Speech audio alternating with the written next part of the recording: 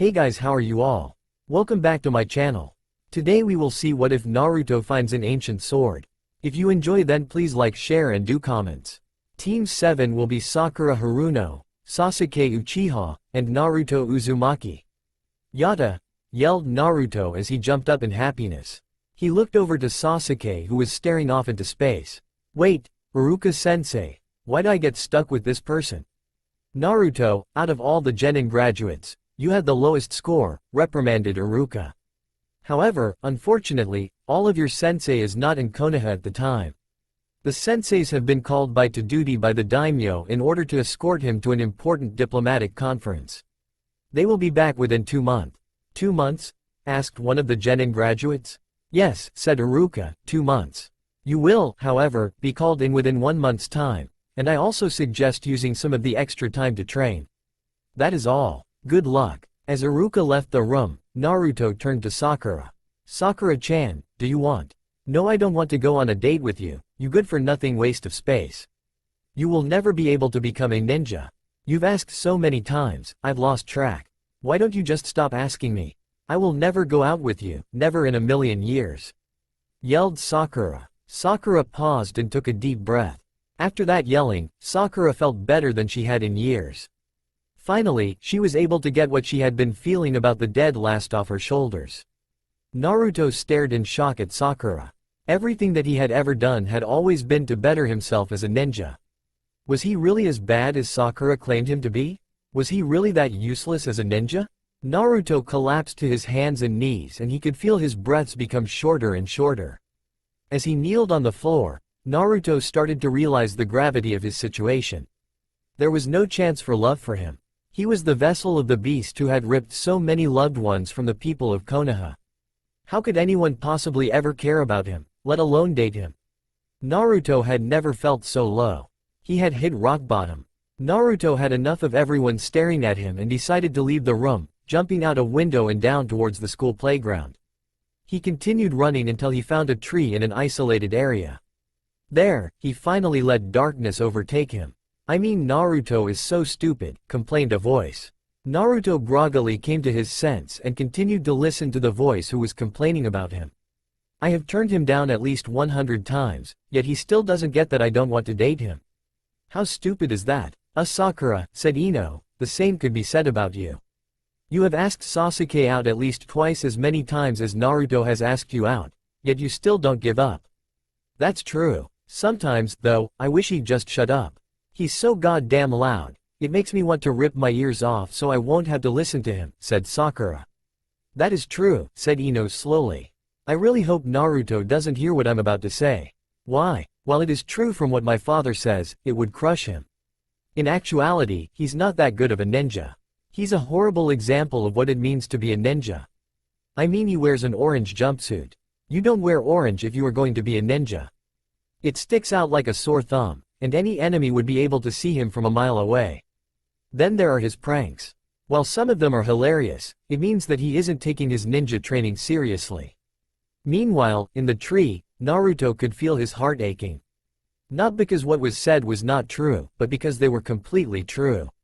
He really hadn't been taking his training seriously. Naruto sighed as he looked at himself.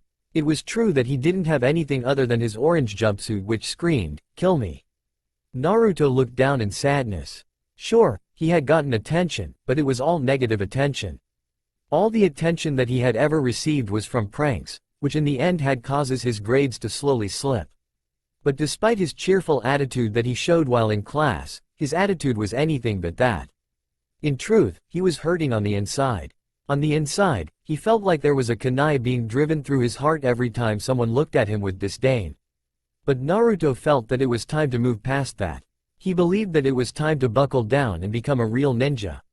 Hokage's office. Sarutobi yawned as he looked over the paperwork in front of him. The paperwork in question detailed a request for making a bathhouse for the civilian council members and their families exclusively.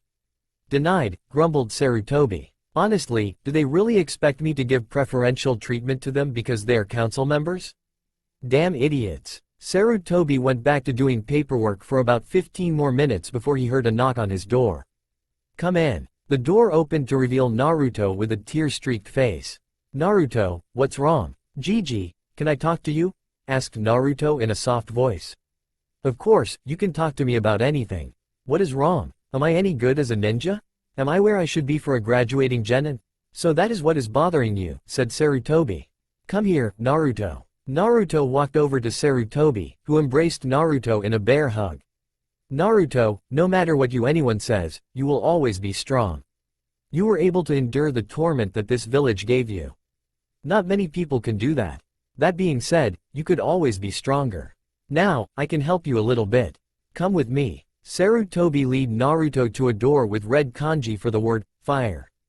Sarutobi placed his hand on the kanji and channeled his chakra. The kanji glowed white, and a hiss could be heard, signaling the unlocking of the door. Sarutobi pulled the door open. Sarutobi grabbed 4 scrolls from the room, and exited, heading back out to where Naruto waited impatiently, bouncing on the balls of his feet. What are these? Asked Naruto when Sarutobi placed the 4 scrolls on the table in front of Naruto. Naruto, these 4 scrolls are different fighting styles to help you get started. However, I will only allow you to take 2. I can't be giving you preferential treatment over the rest of my ninja. Gigi, if I can solve your paperwork problem, will you allow me to take a 3rd scroll? Asked Naruto. Solve the bane of a cage? Please tell me the answer. I'll give you anything, pleaded Sarutobi as he got on his knees in front of Naruto in a bowing position. Please sensei, I'll even give you your own S-rank mission if you want. Okay, said Naruto, but only because you asked so nicely. The key to paperwork is shadow clones. They can do work on their own, can't they? Just have the clones do the paperwork. Alright, take any 3 of those scrolls, said Sarutobi as he started hitting his head on the desk. Stupid. So you know the secret of the clone technique, huh? The secret of shadow clones? What secret? What are you talking about? Asked Naruto. I just assumed that because they were capable of individual thought that they could do the work, and because they were copies of you they would make the same decisions as you would. No, Naruto, there is a secret behind the shadow clone technique. Anything that the clone does, the original will also learn. The only thing that a clone cannot do is anything related to the physical body. You can have it practice taijutsu, and you will know how to do whatever the clone had practiced, but you will have to train your body. Oh, so can I still have any 3 of the scrolls? Said Naruto. Of course you can, replied Sarutobi, take your pick. Thank you, Gigi, yelled Naruto as he looked at the 4 scrolls that lay before him. Naruto saw that 3 of the scrolls detailed a taijutsu fighting style. The final scroll detailed a kenjutsu fighting style. The sword style was called Hidden Mitsurugi. The other 3 fighting styles were Shinyi Lihue, Muay Thai, Borin, and the Rokushiki. I'll take these 3, said Naruto, holding up the styles, Shinyi Lihue, Rokushiki, and Hidden Mitsurugi. That is fine, said Sarutobi, smiling at his surrogate grandson. Now go train yourself in these 3 styles. When you come in for your pre-team meeting, I want you to be proficient in at least one of those styles. Also, get yourself out of that horrendous orange outfit. No one will take you seriously in that. Got it, Gigi. I'll make you proud of me, declared Naruto. Naruto ran out of the Hokage's office with the 3 scrolls back to his apartment. Once he got to his apartment, Naruto set the scrolls on his bedside table, and then walked over to his closet. Upon opening it, Naruto was semi-horrified. There was nothing but orange in the closet. Sure, it was his favorite color, but after his rude awakening, Naruto really didn't think that this much orange was necessary. Well, he had some t-shirts, but none of them were made with durability in mind. Naruto quickly left the apartment to go find a decent shinobi equipment store. Get out, yelled the shopkeeper after Naruto entered the first store. The same thing happened again a few blocks down. Finally, Naruto walked to the final store, Wolf Claw Weapons. Deciding that the best way to get his supplies would be to use a transformation in order to hide his true identity, Naruto transformed into a young boy, about 15 years of age, dressed in a regular t-shirt and shorts. On his forehead, Naruto also wore his Hite 8. After taking a deep breath, Naruto entered through the doors. After entering, Naruto could immediately tell that this weapon shop was much more serious than the other weapon shops that he had visited. As he looked around, Naruto could feel the gaze of the shopkeeper on him. When he finally found some weapons that he might buy, the shopkeeper walked over to Naruto. "Release!" cried the shopkeeper. Suddenly Naruto's disguise disappeared, and his true form was revealed. Naruto stared at the shopkeeper before letting his head fall. "I'll be going now, them." Naruto began his slow walk towards the door. Meanwhile the shopkeeper just stared at the boy walking towards the door to leave his store. "Boy, where are you going? I'm not going to kick you out. You are welcome in this store. You won't get any crap here because of your tenant. You are always welcome here without any prejudice." Naruto stopped and turned to look at the shopkeeper. "My name is Kazuto Yagami. You will always be welcome in this shop. So can I help you with anything?" Naruto stared for a few minutes at the shopkeeper. The man stood at about 5 feet 6 inches and was relatively young. He looked to be about 19 years old. He was wearing what looked to be a blacksmith apron. His arms were very thick and bore multiple scars, no doubt from mistakes while forging. His face was cleanly shaven, but there was a small goatee as well. His eyes were a deep electric blue that reminded Naruto of a thunderstorm. The action that the man took surprised him. He did not expect anyone in the village to not discriminate against, especially after learning what he had within himself. Stammered Naruto before he got his thoughts back together. "I need some more professional-looking clothing." "Yes, I can see that," commented Kazuto as he looked over the orange jumpsuit Naruto was wearing. "Let's go take a look and see what I have." Kazuto led Naruto through the store to where they had some of the most durable shinobi clothing. "So, what do you think? See anything you like?" asked Kazuto. Naruto nodded and went to pick out his new clothing. Naruto grabbed a white long-sleeve shirt and a pair of black pants that had with a large amount of pockets. "I'll take another 6 of these in this size," said Naruto. Kazuto nodded and grabbed a few more sets of similar clothing off the shelves. "Do you have the clothing with weight seals? And some kunai and shuriken?" Kazuto nodded, making a note of it on his notepad. "Will that be all?" asked Kazuto. Would it be possible to get a baken, some decent kunai and shuriken, and some fingerless gloves?" asked Naruto. "Of course," cried Kazuto as he led Naruto to a different section. "Now I'm going to need some measurement, so please hold out your hands." Naruto held out his hands out and Kazuto took out a measurement tape. After unreeling the measurement tape, Kazuto held the tape against Naruto's arms to take the measurement.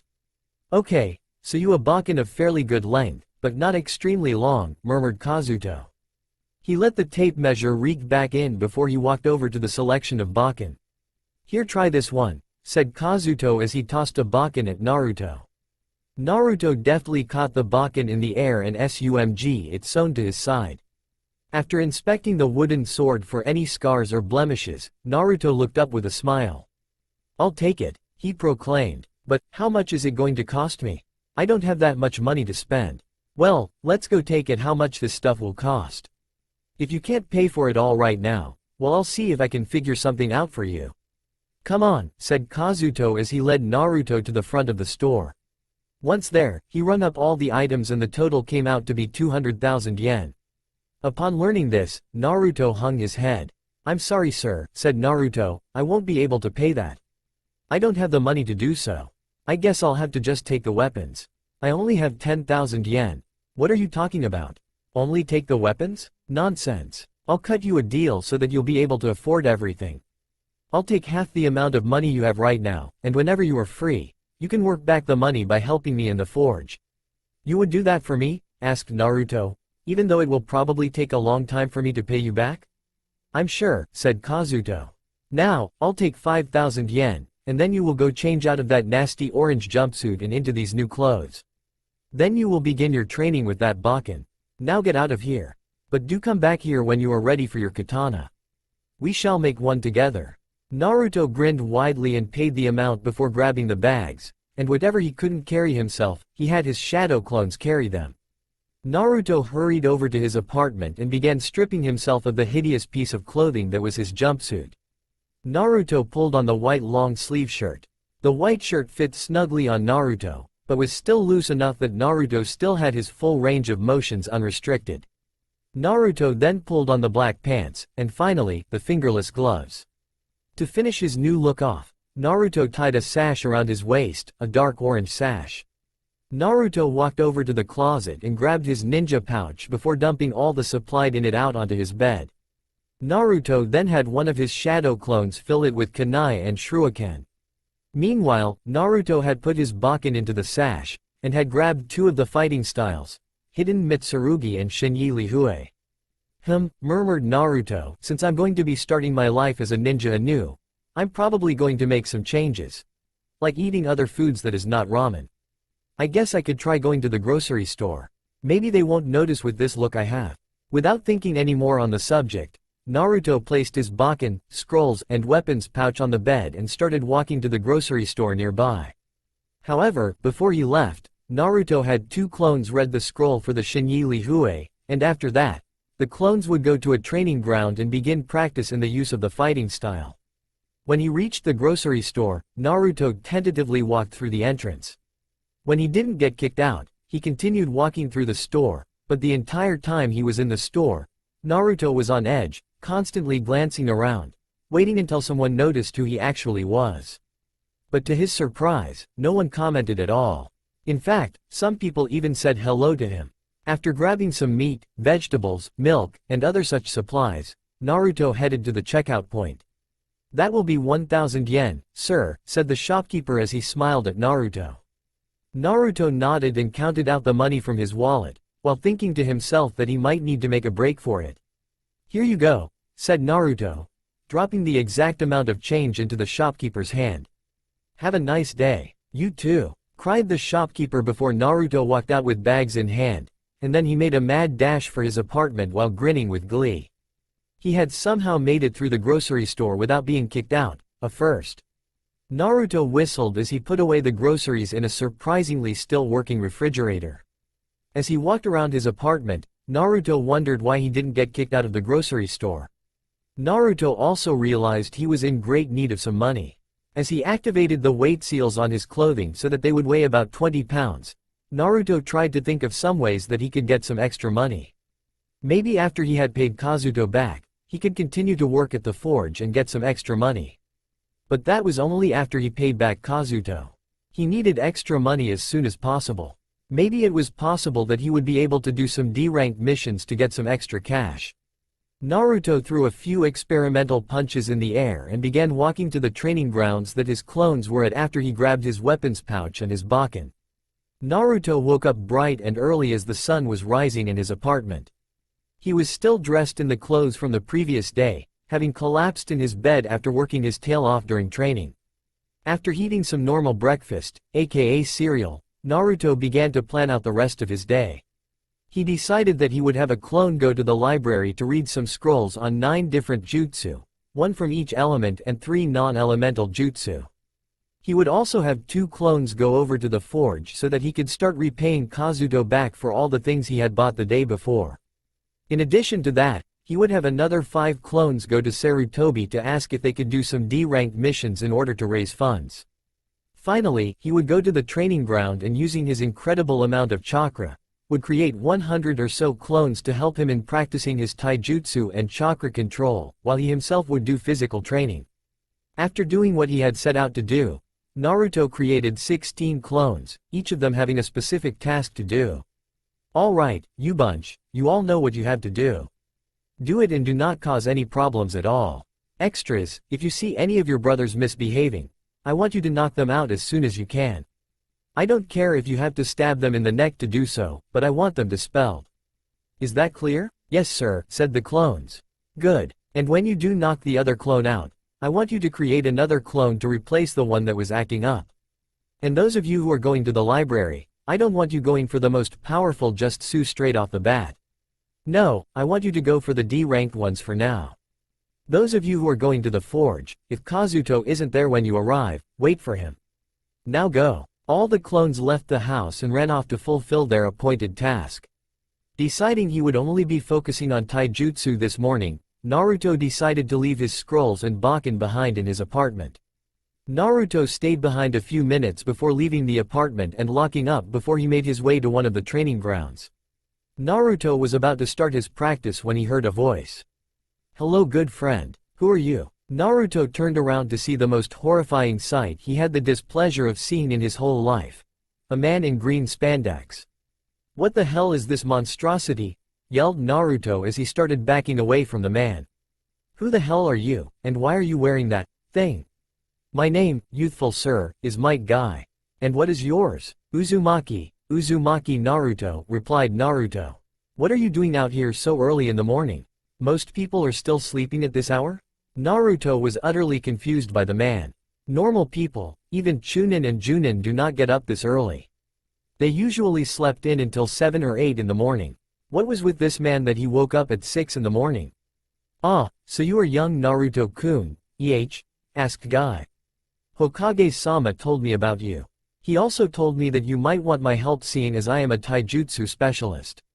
So how's work going with your new taijutsu style? Well, Guy-san, said Naruto, it's been going pretty well.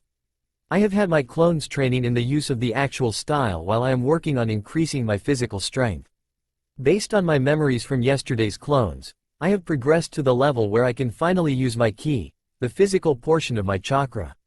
Good, said Guy as he took a stance that Naruto would recognize anywhere, the starting stance to Shinyi Lihue. Then I shall test you on how far you have come. Are you ready, Naruto-kun? Asked Guy. As ready as I'll ever be, replied Naruto as he took the same stance as Guy. Naruto waited a few moments before he charged at Guy, creating a clone as he did. The clone rushed forwards while Naruto jumped to the side in order to evaluate the fight between Guy and his clone. The clone threw a strong punch right at Guy's face, which was blocked with ease. Guy then kicked the clone in the side of his face, sending blood flying, and making the clone stumble backwards. Guy tried to continue his assault, but was stopped by the clone's solid defense. Interesting, murmured Guy as he withdrew from the clone. It seems that Naruto has indeed progressed far into the style for only having practiced the style for one afternoon. Now come, Naruto-kun, show me what your true strength is. This cannot be your limit. You are correct, said Naruto, walking forwards as the clone dispersed. That is not my limit. I shall show you the limit of my power, and then I will push on beyond that limit. You may be a ninja of a higher level than me, but that does not mean you cannot be beaten. Naruto charged at Guy at his full speed, well as fast as he could go with the weights on, and just as Guy was about to punch Naruto in the face, Naruto ducked underneath the punch, and was able to place his hands on Guy's stomach. Haka Sudo Sho, yelled Naruto as he launched Guy backwards into a tree. Ha ha ha, laughed Guy as he stood back up from off the ground. You are good. In fact, you might be one of the best starting practitioners of this style to ever exist. If you ever need my help with this style or a sparring partner, come to Training Ground 9 at 9 AM. That is when my Genin team is practicing, and you'll be allowed to practice with us. You have your own Genin team? Asked Naruto in surprise. Yes, I do, replied Guy as he left Naruto by himself in the training field, but I would suggest more practice before you come. You aren't strong enough to even last a second with either of my taijutsu practitioners. Thank you, Guy-san, cried Naruto as he bowed in the direction of Guy's retreating form. Guy merely waved his hand, acknowledging Naruto's thanks. As soon as he could no longer see Guy, Naruto sprang into action. It was time to begin his training. Concentrating, Naruto summoned 200 shadow clones into existence. Naruto then began directing half of them to focus solely on taijutsu. 50 of the clones would spar with each other while the other 50 would spend their time polishing up and continuing to work on the actual taijutsu style. Naruto then directed the other 50 to work on chakra control. 25 of them would be working on attaching a leaf to their forehead with chakra, while another 25 of them would be doing an exercise that one of the clones had found in the library: tree walking. Naruto smiled as he saw his clones obediently and diligently following his commands. Naruto then began his part of the training, the physical aspect. Naruto began running laps around the training ground, intending to run around the training ground until it was either lunchtime or he dropped from exhaustion. As he was running, Naruto noticed Kiba running with Akamaru. Deciding that he didn't want to run into the furball and his partner, Naruto turned at an angle so that he would still be within the training grounds, but he wouldn't be seen by Kiba and Akamaru. It seemed that Lady Luck was not smiling upon Naruto this day as soon he saw the rest of the graduating class. Seeing as this was an unusual occurrence, Naruto decided that he would do some eavesdropping. Using what skill he had in tree climbing, with his hands of course, Naruto scaled up one of the trees nearby in order to listen to the conversation. Waiting for Kiba to show up, said Ino. Then out of the bushes came Kiba and Akamaru. Naruto reached into his ninja pouch and grabbed a kunai, readying it if he needed to use it to defend himself in case the ninja below him found out he was listening to their conversation. Okay, said Sakura, now that we're all here, let's begin the meeting. The main reason that this meeting was called is known as Naruto. We all know that he has the potential to become a good ninja, but he will never be a good one because of his likelihood to prank and joke around when he could be training. Hey, yelled Kiba, it's not like you train either.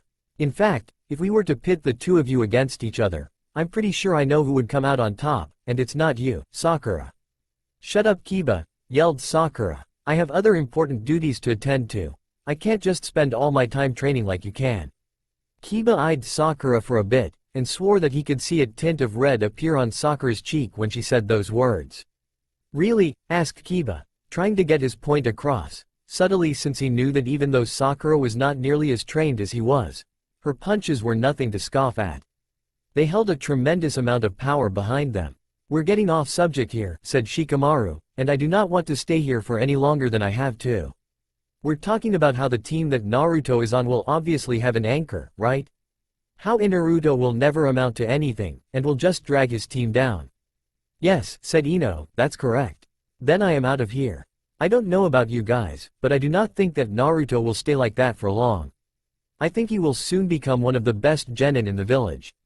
And when he does, and he somehow finds out that we had this conversation, don't come running to me, said Shikamaru as he began walking through the tree, away from the other conspiring ninja. Me too, said Choji. If I do this, I'm no better than the bullies who called me fat behind my backs, no better than those who called me useless because of how I looked. No, I will have to agree with Shikamaru on this one. I won't talk about others behind their back. It just isn't nice, and if Naruto wouldn't do that to me, I won't do that to him. Indeed, said Shino, the argument that Choji and Shikamaru present is most logical. I do not believe we should be doing this. It is most illogical to talk about this. Good day. And with that, both Choji and Shino left the group. From high up above in the trees, Naruto grinned and jumped away, seeing as how at least 3 of the genin graduates had his back. Naruto began leaping through the trees towards the village so that he could check how his clones were doing. It was already 8 o'clock in the morning, so most of the village had already awakened from their slumber and the village was already bustling with villagers. From his perch on one of the tall poles in the middle of the village, Naruto could see that his clones were nowhere in sight, but the store light for Kazuto's shop were on, meaning that the clones that went to the forge had already arrived and were working. The same could be said about his clones that went to the library. Now the clones that went to Sarutobi could not be seen, so he had no way of determining if they actually doing their tasks or were just goofing off. Either way, Naruto would find out later. Naruto leapt off the pole and landed on the ground near Kazuto's shop. Naruto opened the door and went in and saw Kazuto at the counter. Well, if it isn't Naruto, you're the real one, right? Asked Kazuto. Yep, I just wanted to check to see if my clones are behaving and aren't causing unneeded chaos like I usually do. They are doing fine. I have one of TM forging an iron dagger from one of the iron ingots that have in my possession. The other one is keeping the flames hot, so you have nothing to worry about. They are doing well. Thank you, Kazuto-san, said Naruto bowing low. I can never thank you enough for what you have done for me. Nonsense, said Kazuto, you deserve as much of a chance as anybody. Now, I believe you should go get back to your training. I will, thanks, said Naruto as he leapt away. As he was running, he saw Ino and Sakura walking back towards their homes. Naruto smiled as the prankster enzyme in his brain began to go into overdrive. Reaching into his ninja pouch, which conveniently still had some of his old pranking materials, he dropped 2 of his dung bombs onto the 2 unsuspecting kunoichi below before taking off towards his army of clones. At the same time, he created 3 clones, each of them looking like Choji, Shino, or Shikamaru. Aiya! Yelled the 2 kunoichi as Naruto landed at the training grounds that his clones were located at. WHO did this? Well, muttered Naruto, no one can say that they can't scream. They can all scream damn well. Naruto turned to his clones. Haka Sudu Sho, yelled one of the clones as it hit its sparring partner, sending it flying into a tree. The clone then leapt into the air. Naruto smiled and joined in the fight, punching the clone that had just used his special key attack. "Come on, you all. Fight me. I want to have some fun too," said Naruto as he began punching the clones around. "Come at me as hard as you can. Fight me until I cannot stand and you can just kick me as I roll up into a ball on the ground." Naruto began punching clones left and right, hitting them hard enough, but there was enough chakra in each clone that they could take quite a beating and not dispel. Naruto ducked underneath a punch from behind and delivered a high kick to the clone behind him, sending him flying into the air. Two of the clones tried to get close enough to try one of the key moves on Naruto, but Naruto realized this and jumped into the and kicked them both in the head at the same time. "Like hell you're going to do that to me?" yelled Naruto as he landed on their heads, dispelling the two of them. "Who's next?" The army of clones charged at Naruto, who responded with multiple kicks and punches, along with dodges and head slips. Naruto felt on fire, and that he could take on the entire world if he wanted to. Right now, he was in the zone, beating up all the sparring partners he had, dealing damage out like there was no tomorrow, but receiving none in return. Suddenly, though, Naruto received an influx of information from the clones that he had delegated to going to the library. In that moment, the clones that he had been sparring against landed consecutive punches and kicks on Naruto. "Water style. Water encampment wall," yelled Naruto, creating a barrier around himself to protect himself from the many kicks that his clones were sending his way. Naruto pushed himself off the ground and took a deep breath. Then, without warning, Naruto let the wall drop before he charged out towards the clones again. Kicks and punches were flying from Naruto's body at the clones. "Fire style. Fire grenade," yelled Naruto as he formed a ball of fire in his hand before throwing it into the mass of clones surrounding him. The ball of fire that erupted from the small sphere engulfed half of the clones that Naruto was sparring with. "Earth style. Earth dome," yelled one of the clones. The clone slammed his hands onto the ground, and a dome made of hardly packed earth rose out of the ground to shield the remaining 10 clones from the blast. "That won't work," yelled Naruto. "Lightning style. Lightning shot."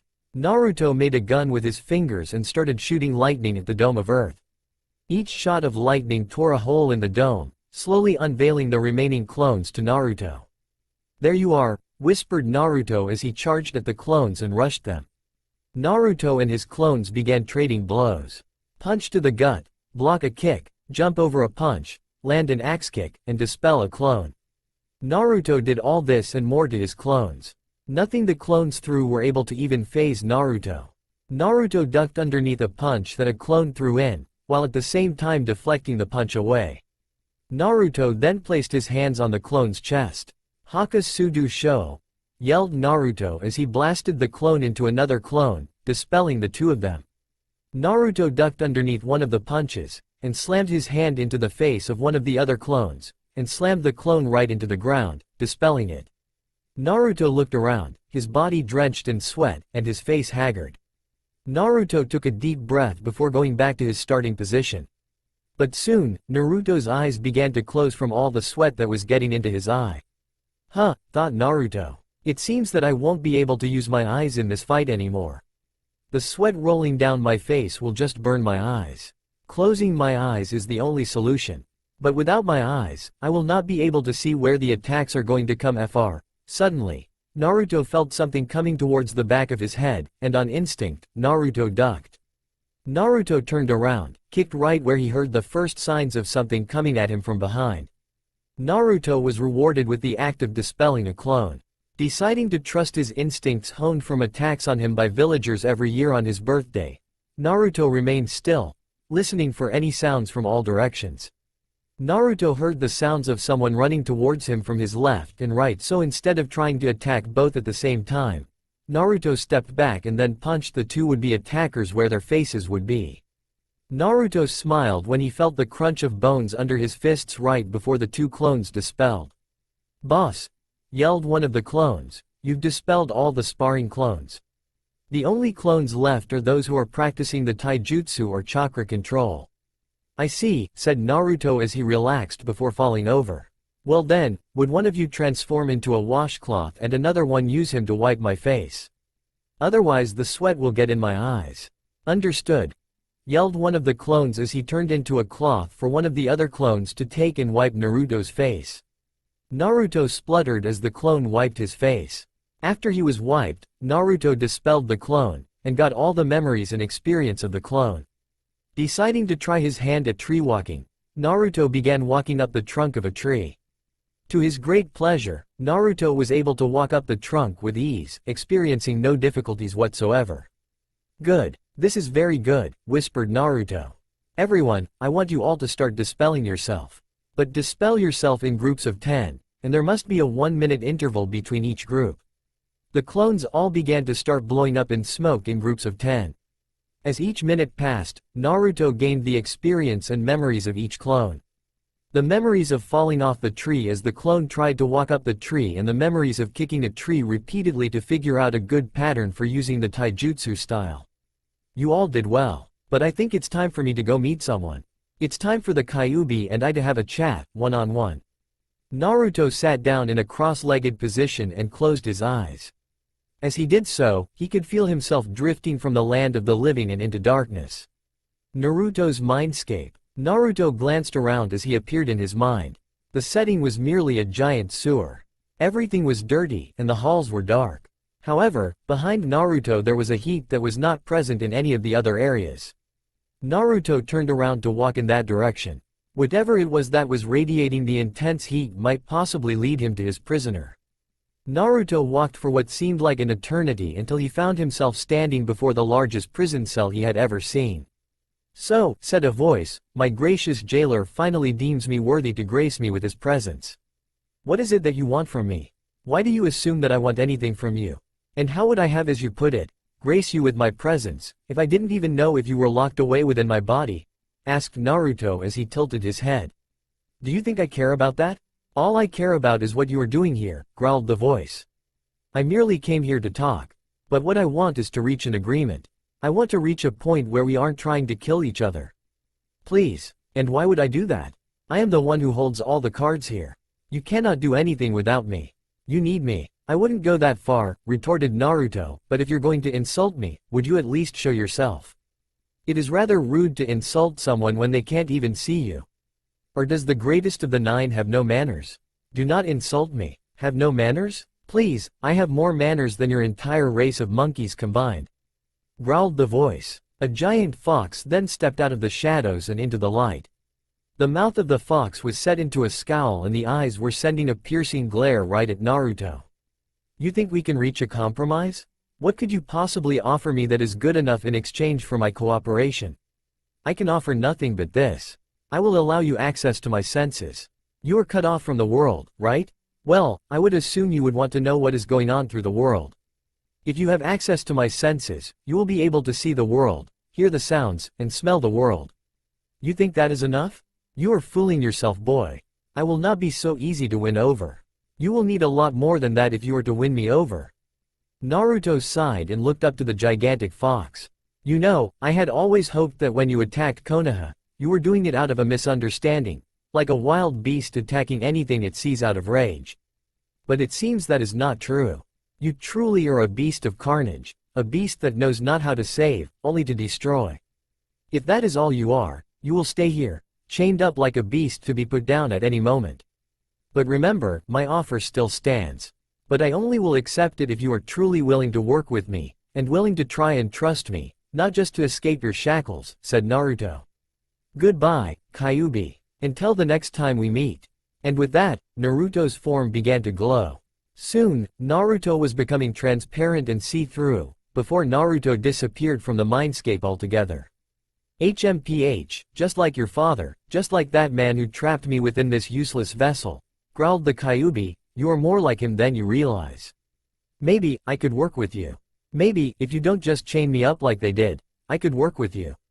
Real world. Naruto awoke from his sleep-like state. Naruto sighed as he stood up.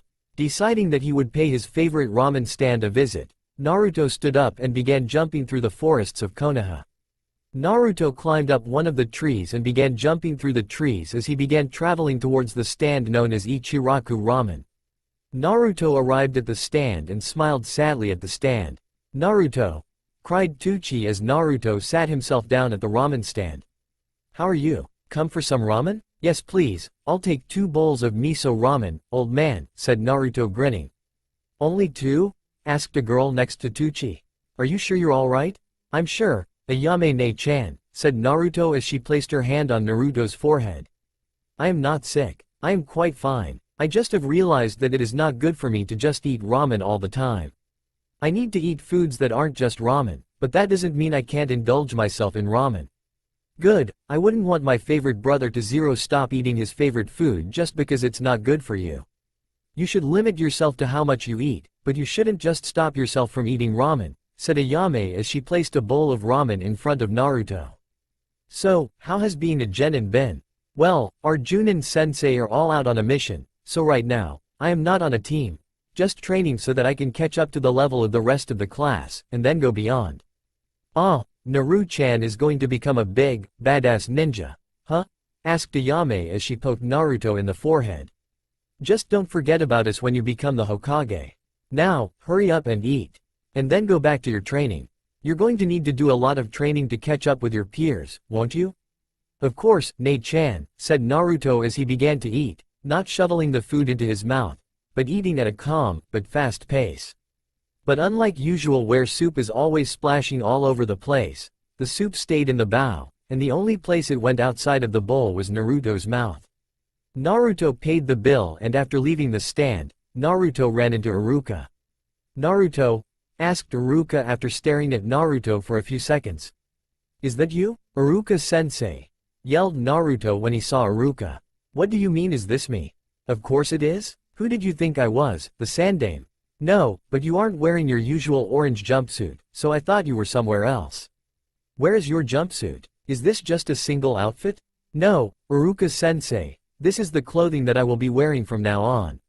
I no longer wear the orange jumpsuit. Someone pointed out to me that it would not be good to wear on missions. Apparently, I stand out like a sore thumb, said Naruto, smiling sadly. But I also increased my strength. Oh, said Iruka, would you mind if I tested you? Sure, but not today. I am exhausted from all the sparring I was doing earlier today with my clones. I was on my home to rest for a little bit, and then I was going to start training with my Bakken. You were already training this morning? But I saw you come into the mission control asking for some D-rank missions to do so that you could get some extra money. How oh, I get it, said Iruka, before realizing how Naruto was in 2 places at one time. Yeah, well I'll see you, Iruka-sensei, said Naruto as he made his way back to his apartment. Naruto smiled as he laid down on his bed after changing into his sleepwear. Today has been a good day so far. Naruto then allowed himself to be taken from the land of the walking mindscape. Naruto blinked his eyes and observed his surroundings. He was back in his mindscape, and back in front of the Kyuubi's jail. Naruto stared defiantly at the jail, waiting for the gigantic voice of the fox to come. And you're back, but not because you wanted to be here, said the voice. Naruto watched as the Kyuubi padded forward to lay down right in front of the bars. You're here because I called you here. After giving it some though, I will work with you, but I will never work for you. We will be partners. That's what I was trying to say, said Naruto. I don't want you to feel as though you have no freedom. Yes, I don't know how to release you, but I can always give you access to my senses so that you don't feel so isolated. Thank you, Naruto. But for there to be a compromise, I must offer you something to balance the deal. You have no idea who your parents are, do you? No, why? I do. Your leader, Sarutobi, does indeed know who your parents. But under the wishes of your father, he has kept them from you in case you accidentally blab it out when you are boasting. Your father was the Yondaime Hokage, Minato Namikaze, and your mother was one of the last remaining Uzumaki, Kushina Uzumaki. What happened to them? Asked Naruto. They were both killed during my attack. Your father died because the jutsu he used to seal me involved the sacrifice of his own life. Your mother however, she died from having me pulled out of her, which would normally kill a host, and because she got impaled on my claws. Your mother and father, however, were the best ninja of their generation. Thank you, Kyuubi. Thank you so much for this information. As I said before, it was a trade of information, nothing more, replied the fox.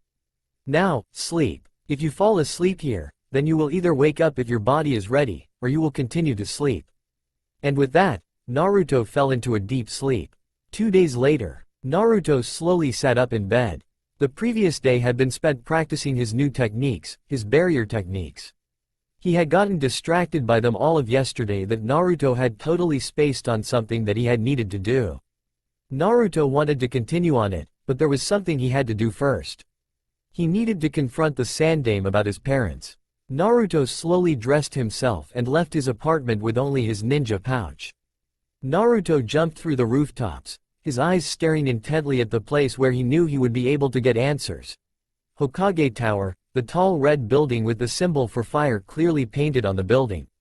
Naruto arrived at the building, but instead of going in like a normal person, Naruto decided that he would do a way that would allow him to escape the gaze of anyone who might recognize him. Use the window. Naruto landed on the window sill and saw Sarutobi working on his paperwork with 3 other clones. Using his kunai, Naruto opened up the window and jumped into the office. "Gigi!" cried Naruto as he walked around Sarutobi's desk and came face to face with his grandfather figure. Sarutobi smiled at Naruto. "Hello, Naruto, what can I do for you?" asked Sarutobi. "Is something wrong?" "Gigi, I know about my parents," said Naruto bluntly. How?" asked Sarutobi. "You know of your parents? Who told you?" "The Kyuubi told me. I know that my parents are the Yondaime Hokage, Minato Namikaze, and Kushina Uzumaki. I also know that they told you not to tell me until I either reached Chunin or the age of 18, so there is no reason for me to hold a grudge." "Thank you, my dear boy, I don't think I could take it if you hated me," said a smiling Sarutobi as he let out a sigh of relief. "But you were right, it is time you learned some of what your family was. And seeing as how you already have knowledge of your parents, I might as well show you the truth." "Come with me," said Sarutobi, standing and going to the same place where he had retrieved the fighting-style scrolls for Naruto. Naruto and Sarutobi walked into the vault. As Naruto looked around, he was amazed. There were shelves upon shelves filled with scrolls, books, and relics. Naruto was even able to recognize some of the relics like the headband of the Nidaime Hokage and the armor of the Shodaime Hokage. But instead of stopping at these scrolls, Sarutobi continued on his way all the way to the back. Right there were 3 altars. "What is this?" asked Naruto as he looked at the 3 altars. Above each altar was the symbol of a clan. The one on the left was the symbol of the Uchiha, on the right was the symbol of the Senju, and in the middle was the symbol that he had seen on the back of so many Konoha flak jackets. These, Naruto, are the altars that hold the history and members of each of the founding clans of Konoha. Everyone knows of the Uchiha and the Senju, but not many know of the Uzumaki. The Uzumaki are a branch of the Senju, and were staunch allies of Konoha, and provided their support in founding the village. In addition, 2 wives of the Hokage have been from the Uchiha clan. One of them was my mother, right? Correct, Naruto. But that was not the original reason that they were brought here to Konoha. Naruto, you are not the first host of the Kyuubi, but you are the first to have your host status known to the general public. The Kyuubi has been with us since the beginning. It was first sealed into Mito Dono, the wife of the Shodaime, and then later sealed into your mother. What is unclear to us is how the Kyuubi got free. You see, the only time a seal weakens is when the host is giving birth. Somehow, it got free, and your father was forced to seal into you at the cost of his own life. So both mom and the wife of the Shodaime hosted the Kyuubi? Asked Naruto. Yes, they did, and since Mito was your mother's grandmother, that makes you part Senju as well. Now, Naruto, said Sarutobi as he opened the scroll, I want you to cut your thumb and begin inscribing your name on this scroll. The place I am about to take is tied to this scroll, and you will only be allowed into the area if your name is on the scroll. What about you, Gigi? Asked Naruto as he bit his thumb and began writing. Since I'm the Hokage, as long as I don't take anything from the area, I am allowed into the area, replied Sarutobi. After Naruto finished up writing, Sarutobi rolled the scroll back up. Now, I have one other gift for you that your parents wanted you to have. Sarutobi grabbed the katana that was held over the altar of the Uzumaki. This katana was forged by your mother, using techniques known only to the Uzumaki. It served her well, and should serve you well. Thank you, Gigi, whispered Naruto as he took the katana from Sarutobi, and put it in his sash. Now, let's get going, said Sarutobi, leaving the vault with Naruto, before sealing it back up again. Now, take my hand. As soon as Naruto had grabbed onto Sarutobi's hand, they disappeared into a cloud of smoke. The two shinobi reappeared in front of a giant estate. Its beauty entranced Naruto. The house was a big, but not too big. The roof was midnight blue with red outline. The actual building was a dull red with black doors. Naruto walked forwards reverently, before he realized there was a gate in between him and the house. Naruto, place the thumb that you cut onto the middle section of the gate, commanded Sarutobi, that will open the gates for you, and the estate. Naruto nodded and pressed his thumb against the middle section of the gate. The gate glowed blue before swinging open for both Naruto and Sarutobi. Naruto walked through at Sarutobi's side, and into the house. However, waiting for Naruto in the house was something very unusual. A sword that was stuck in slab of ice.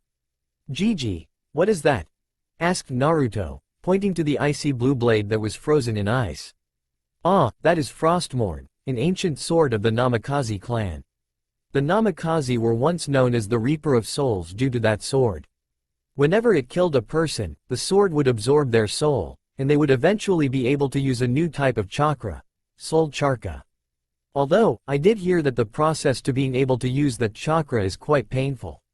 How painful? Excruciatingly painful, replied Sarutobi, but you don't have to worry about that.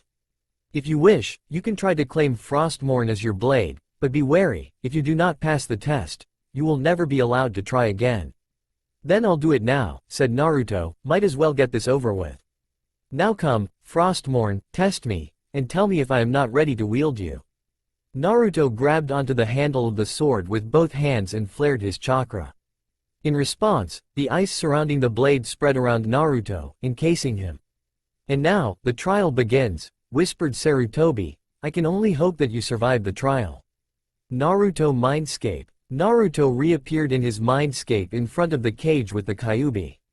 Naruto looked around and saw that the fox was not present at the moment. Then suddenly, a man wearing bulky armor and a helmet and holding the sword that Naruto was currently holding onto in the real world, Frostmourne. Who are you? Yelled Naruto. I am the Lich King. I am the original wielder of this sword, the progenitor of the Namikaze clan. I am your ancestor, and I will test your will to win, your will to survive. Those qualities are what defines the wielders of Frostmourne. Soul Style, Icy Tundra. The Lich King stabbed the word into the ground, and ice began to spread out across the floor. Fire Style. Firewall, yelled Naruto, spewing flames from his mouth to keep the ice at bay. Naruto then jumped over the fire and brandished his sword. Even if he wasn't much of a swordsman yet, he would be able to use it to block any attacks on his life by the Frostmourne. Naruto swung the edge of his blade at the Lich King's head, but Frostmourne blocked it. Naruto continued his attack on the Lich King, not giving up hope. Naruto jumped into the air and threw 4 smoke bombs to obscure the vision of the Lich King while sheathing his katana. Good, use your abilities to your advantage, coached the Lich King, don't try to do something that you can't do. Do what you can. Naruto narrowed his eyes and sent 3 kunai with tags on the ends. Naruto then began to weave hand seals. Kekai. Trigram Jutsu. When the smoke cleared, the Lich King was trapped in a triangle made of chakra. Naruto then threw another 5 kunai with tags and started weaving another set of seals. Kekai. 2-layer barrier. Trigram plug pentagon. A pentagon barrier trapped the Lich King in the triangle barrier. Now, Shadow Clone Jutsu. 2 clones appeared next to Naruto. Each of them did their own seals. Wind Style. Great Breakthrough. Wind Style. Wind Bullet. Fire Style. Great Fireball Jutsu. Naruto and his clones each fired their own jutsu at the Lich King, engulfing him in a great big explosion of fire. Naruto drew 2 kunai to prepare for the next act to happen. The smoke was then blown away and the Lich King stood there, unharmed. Good, good, very good, said the Lich King. Come here, my descendant, and allow me to give you the Frostmourne, for it is now yours to wield. Naruto put away 1 kunai, but kept 1 at the ready, in case this was a trick. As soon as he was in front of the Lich King jabbed the sword into the ground. If you can take this blade out of the ground, then you may wield it. Naruto nodded, knowing that if this was the last task, it would not be an easy one. Naruto firmly grasped the blade and began to pull the sword out with as much force as he could muster. Shing the blade then swung free out of the ground and into the air. Naruto had to take a few steps back to steady himself. The hilt was made of gray metal, which continued up until the guard. The guard was black metal. At that point, the blade started to turn into an icy blue, thinning down from a little wide to a thin point. Near the base of the blase, there were a few runes etched onto the blade. Naruto stared at the GN blade in awe. It was a truly beautiful blade. "Now go," said the Lich King, "you are the master of the blade. But be warned, within a few months, Kami will be coming to see you. We, the Reapers of Souls, were once her servants when my descendants could still wield Frostmourne. We would collect souls for her, and the souls of any people that should go to hell would be given to her sister, Yami. Kami will take the souls of anyone who was noble in their lives. Remember that. Now, go, and bring fear into your enemies and hope into your allies." "I will, ancestor," said Naruto as he bowed his head. Naruto then began to dissolve into thin air. The Lich King then strode towards the cage of the Kyuubi and banged his hand on the bars. The Kyuubi padded forwards towards the Lich King. "What do you want, human?" "I want to know something, Kyuubi. Are you truly willing to help my descendant in all that he does, no matter what? Will you stand by him at both his high points and his low points?" "I will." "Then I don't have a problem," said the Lich King before he disappeared. The only thing remaining was a replica of the Frostmourne. Real world. Sarutobi watched Naruto as he read one of his favorite books that was not Icha Icha, The Tale of a Gusty Ninja, the very first book written by the author of Icha Icha. Suddenly, the ice that had encased Naruto began to crack, and little by little, it started to fall away before Naruto was free, and holding the Frostmourne in his hand. "Hey Gigi," said Naruto as he rested Frostmourne on his shoulder. "Looks like I passed the trial. How are you doing?" "Great, Naruto, and I see that you passed the trial. Congratulations. I am very proud of you. Now, this is your place, but I'll still allow you to keep your apartment so that you can keep up the appearance that you still live in that apartment, since you know that the council doesn't want you to know anything about your inheritance. I would also recommend you either keep Frostmourne here or keep it in a scroll so you don't." "No, Gigi, I will wear it with pride. It is an heirloom of my clan, and I will not cower and be afraid of the council simply because they want what is mine." "Very well. Then wear it with pride," said Sarutobi. "I'll leave you to explore and continue your training." Naruto bowed to Sarutobi as the Sandaime disappeared. Naruto turned to go outside and start training in the training grounds. Naruto also closed the gates and reactivated the seal, closing the house off from any unwanted visitors. 2 months later, Naruto smiled as he walked towards the academy. It had been a long 2 months since Naruto had begun his intensive training regimen to get himself up to speed with the other genin. The weight seals on his clothing had been increased to 100 pounds per limb. The weight had given Naruto a hard time for the first few days, but now he was able to move with the weight like there was nothing to slow him down. Naruto had his normal attire on, which consisted of a white long-sleeve shirt tucked into black pants, which were held up by a dark orange sash. Tucked within the sash was a long black bakken, and to complete his outfit, tied around his left bicep was his ninja headband, the metal forehead protector placed on orange cloth. The major noticeable difference was the glowing blue GN strapped to his back, which was slipped through some leather bindings, but was not in its own sheath. "Hey," whispered a girl from a younger year in the academy, "look at that hottie. Do you know which class he is in?" "Shush," hushed another girl, "look at his arm, he has a headband. That means he has just graduated from the academy. He is probably part of the class that graduated a few months ago, but their Junin sensei weren't in the village at the moment, so they had to wait for them. That what he's here for?" Naruto smiled as he overheard the conversation before he entered the academy. Naruto walked up to his old classroom, but he could feel all the memories of his time at the academy assaulting him. Naruto smiled sadly before he entered the classroom. Everyone stared at him in shock, and started whispering, trying to figure out who it was. Naruto slowly walked over to where Shino was sitting and took a seat beside him. "Naruto-san, you have never sat next to me once in all the years that we have attended this academy by choice. Why do you do so now? Is that a problem?" asked Naruto. "I just thought that having more friendships would be beneficial. And this is a way to pay you back." "For what? I have never done anything for you," replied Shino. In the forest when Sakura called the entirety of our graduating class together to talk about how useless I am. You, Shikamaru, and Choji were the only ones to stick up for me and not participate. I want to try and thank you by being your friend. You know about that? Asked Shino. My Kikai did not sense you in the area. Where were you? I was up in the trees above you. And I also saw Kiba running through the forests, so I decided to follow, and that was what I found when I arrived. So, again, thank you for sticking up me. Thanks, it not necessary, Naruto-san. I only did what was logical.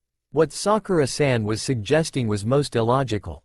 We should not be holding a meeting because of a weak member that a majority of our class hates due to our parents' views on you. You are merely misunderstood. You could see that? Asked Naruto. My entire clan can see that, and I'm willing to bet most of the other shinobi clans can see that as well. You are not alone in this world.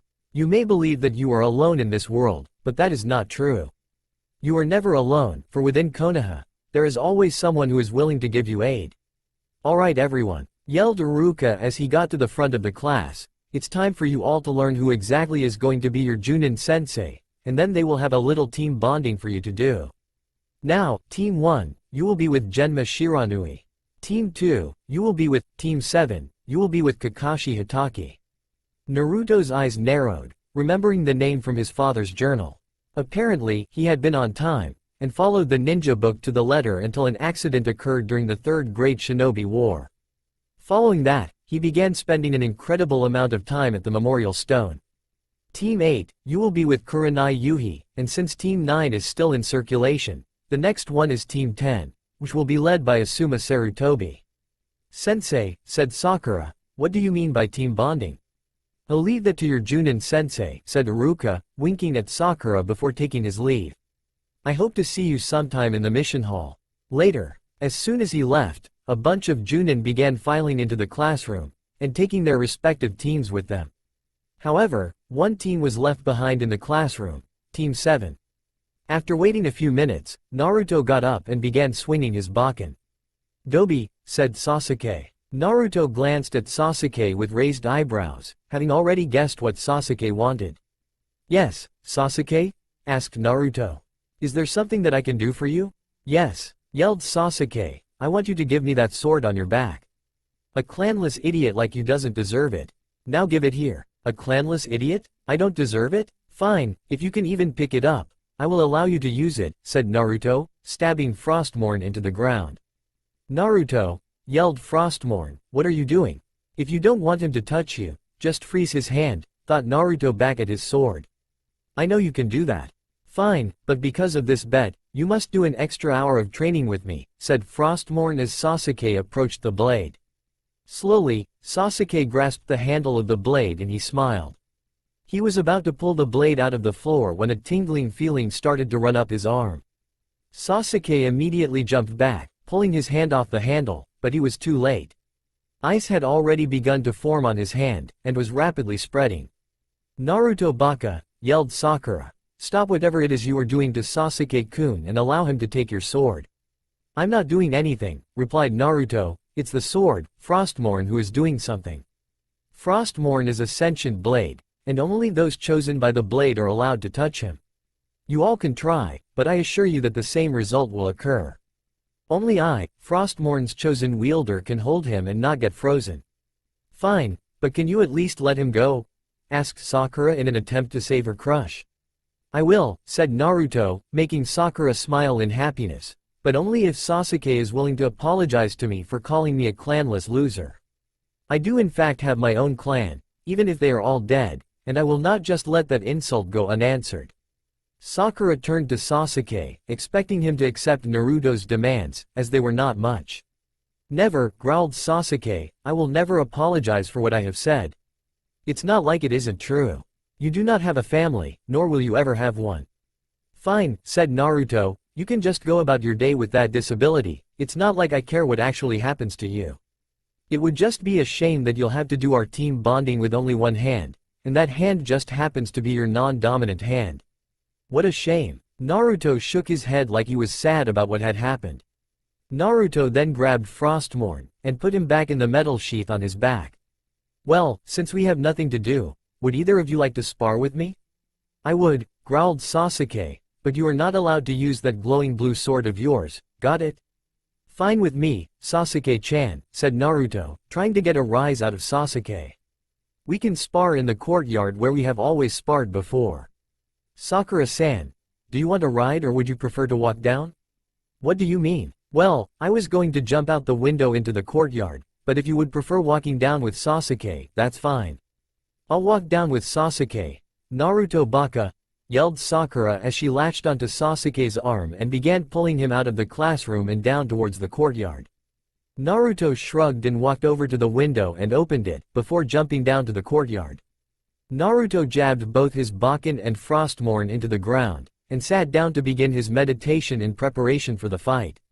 After a few minutes, Naruto snapped his eyes open just as Sasuke arrived at the courtyard. I see you're ready, Sasuke-teme. Now, are you ready to get your ass handed to you?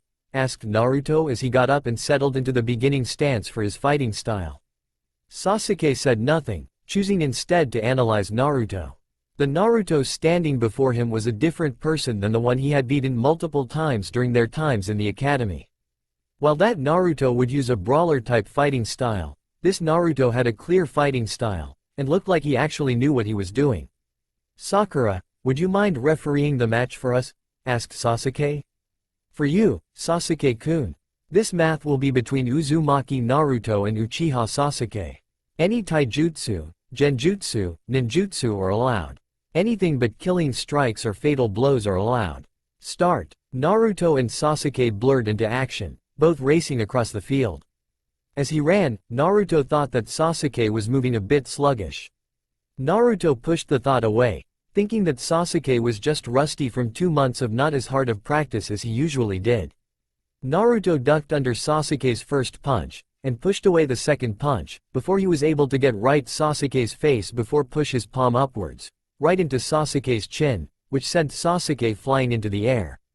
Naruto's eyes narrowed as he looked at Sasuke, trying to figure out what would be the perfect strategy to defeat Sasuke.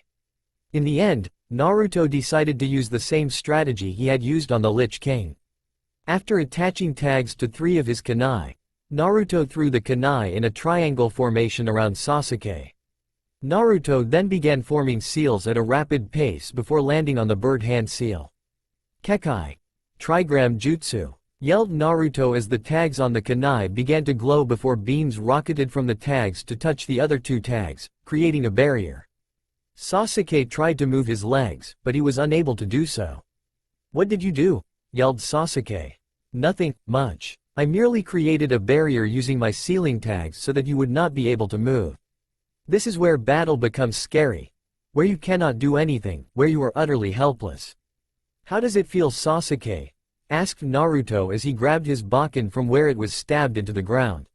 Now, feel terror, Sasuke. Hidden Mitsurugi style. Doryasan. Naruto used the very first technique that he had learned from the sword style that he had been learning. Sasuke stared in fear as the attack was about to hit him before a voice interrupted the fight. Earth style. Mud wall. A wall of earth rose out of the ground, and interrupted the attack.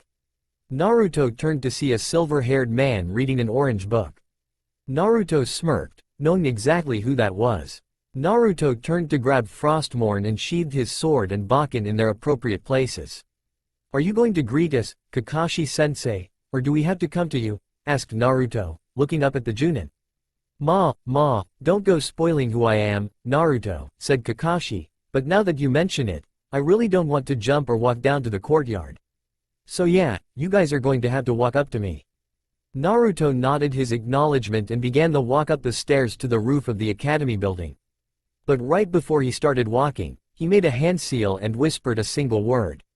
Kai. With that, the barriers surround Sasuke vanished.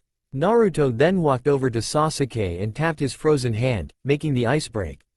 Naruto then continued walking up into the building with Sakura and Sasuke following him close behind. Academy rooftop. Alright, said Kakashi as he leaned against the railings, it is time for us to officially meet each other. My name is Kakashi Hitaki. My likes are dogs, my books, and being lazy.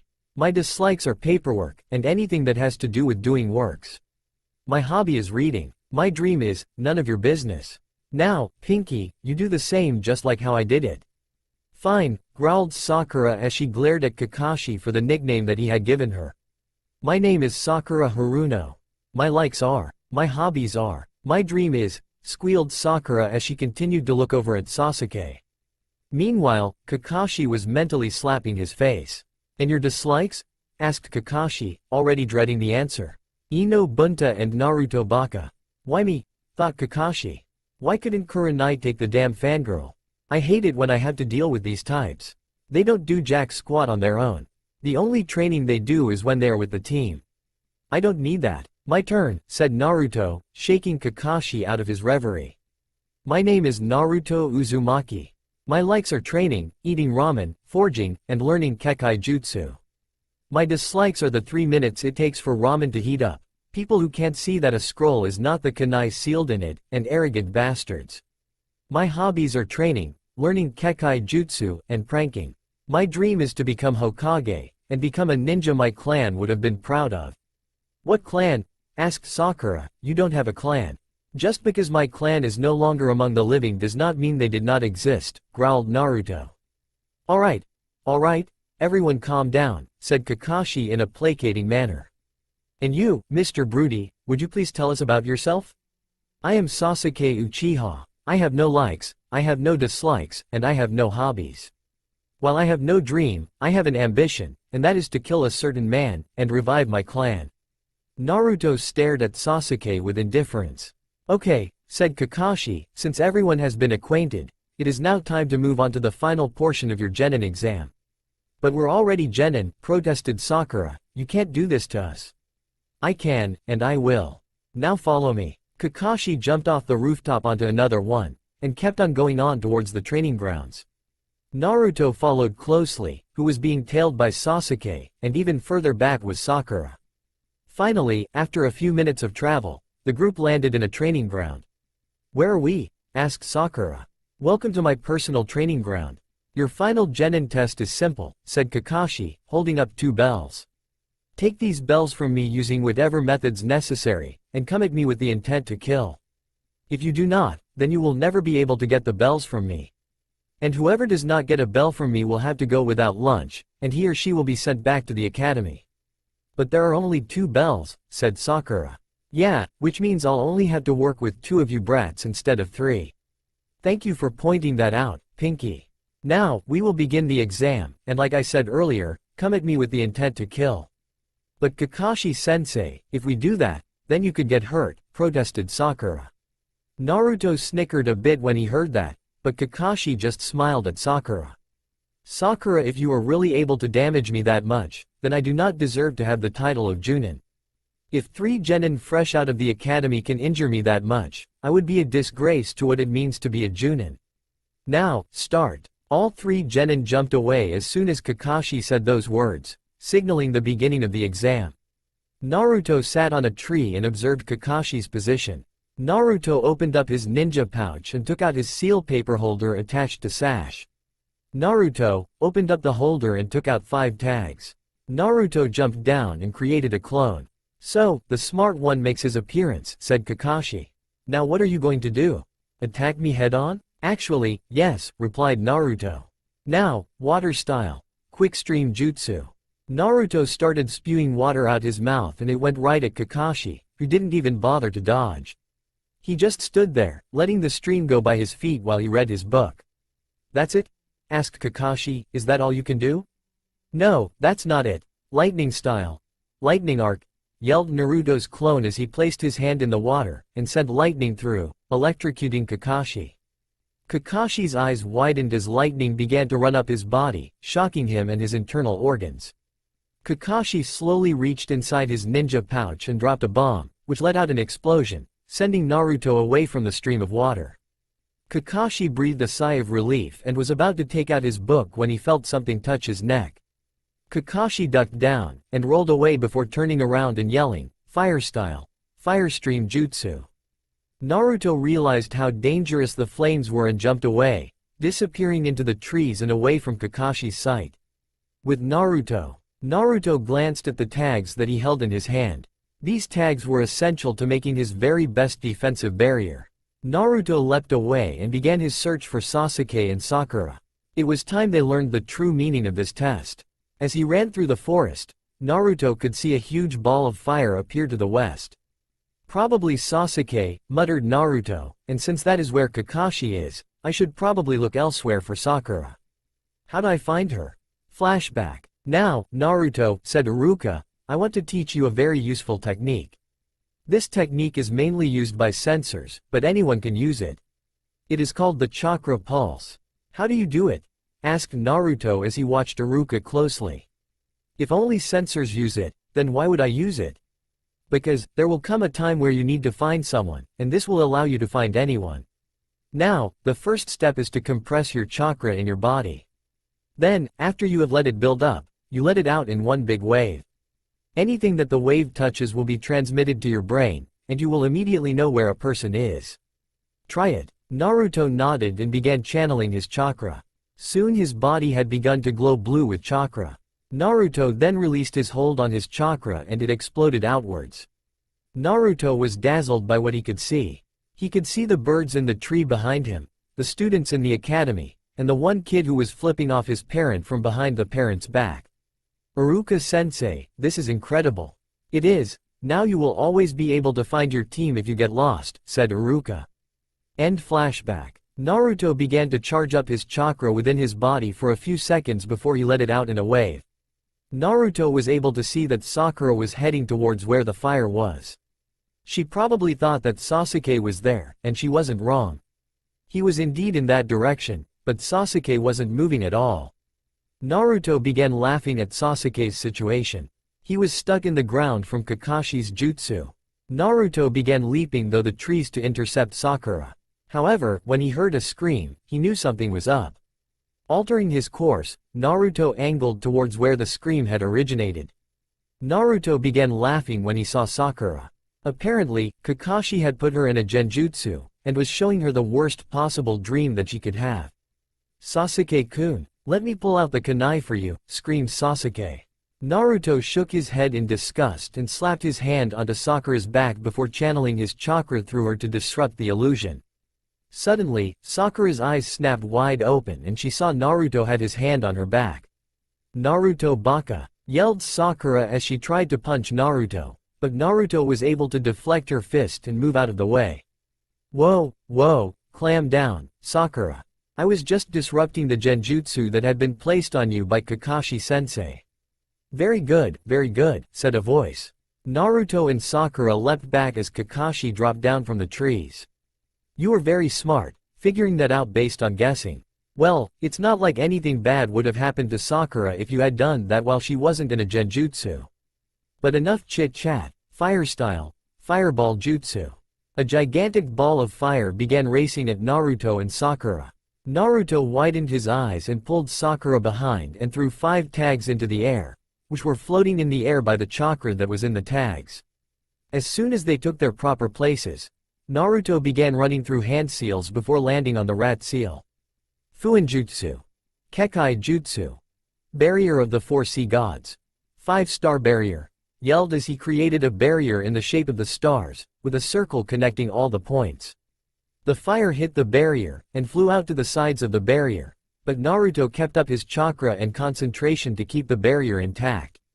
Sakura, can you grab 2 of the tags from my tag carrier? Asked Naruto. Sakura nodded and grabbed 2 of them. Got them, now what? Throw them in the air. I'll take care of the rest. Sakura nodded and threw the 2 slips into the air.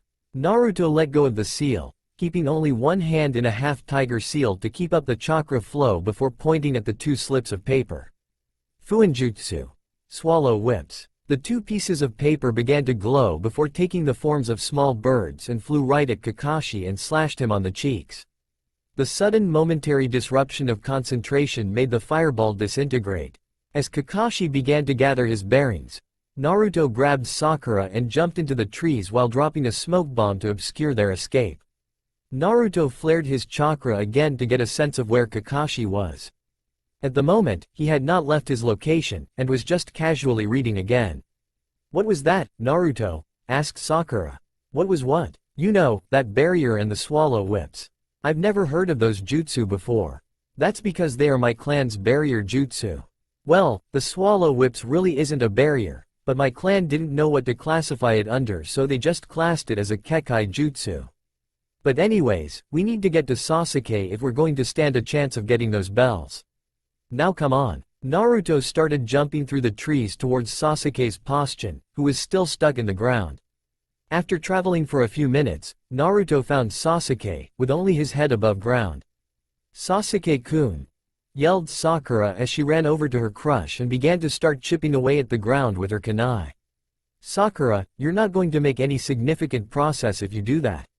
Stand back. Now, this may hurt a little, Sasuke, but please bear with me." Earth style. Breaking earth. Naruto punched the ground, and the ground around Sasuke began to crack and fall away. Naruto grabbed Sasuke by the hair and pulled him out of the hole, and threw him over to where Sakura was waiting. "Naruto," yelled Sakura, "you didn't have to be so rough." "Yeah, well, he's a big boy, he can handle it. Now, we need to talk about how we're going to pass this exam." "What are you talking about? All we have to do is take the bells away from him." "And how do you propose we do that, huh? Just march over there and he'll let us take the bells?" "No, you smartass, he won't let us do that. We have to distract him while one of us steals the bells." "Sakura, since you have the least fighting ability, you will be the one to steal the bells." "What do you mean I have the least fighting ability?" growled Sakura. "Sakura, you fell to a low-level genjutsu," deadpanned Naruto. "I don't want a chance of that happening again. Sasuke, can you do the fire jutsu that created that big fire earlier again? And how many more times can you do it? I can probably do it 2 more times if I only put half my remaining chakra into each try. But they will only be about 3/4 the size of the one you saw earlier." "That is fine. I will power it up with my wind jutsu. But as 2 are going to attack last, my clones will be the primary distraction," said Naruto as he summoned 3 clones, 2 of which were hanged into Sasuke and Sakura. Naruto threw Frostmourne, who could not be replicated, to the clone and nodded. "Clones, you will go attack Kakashi as a united team. Sasuke and Sakura clones. No jutsu unless you know a jutsu that the person you are hanged into knows. So basically, for Sasuke, it's the Grand Fireball jutsu, while Sakura has none. Now go." The 3 clones leapt away. Naruto then created another clone. "Sakura, you will follow this clone. He will lead you towards Kakashi, behind him, and a place where he will not be able to sense you while he is fighting my clones. Come, Sasuke, we have a Junin to distract." The 3 genin leapt away, each knowing what their specific job was. "Naruto, why are you working with us? We hate your guts, and you hate ours. How can you work so well with us when you know that?" Naruto remained silent for a few seconds and took a deep breath before he opened his mouth to answer. "The answer is simple. I do hate your guts, but passing this exam is a higher priority than making you feel like crap. Even if I want to do that, I want to pass this exam more, so obviously I will help us pass the exam. But why do you need us? From what I've seen of your new power, you're much more powerful than us. Surely you can do it on your own."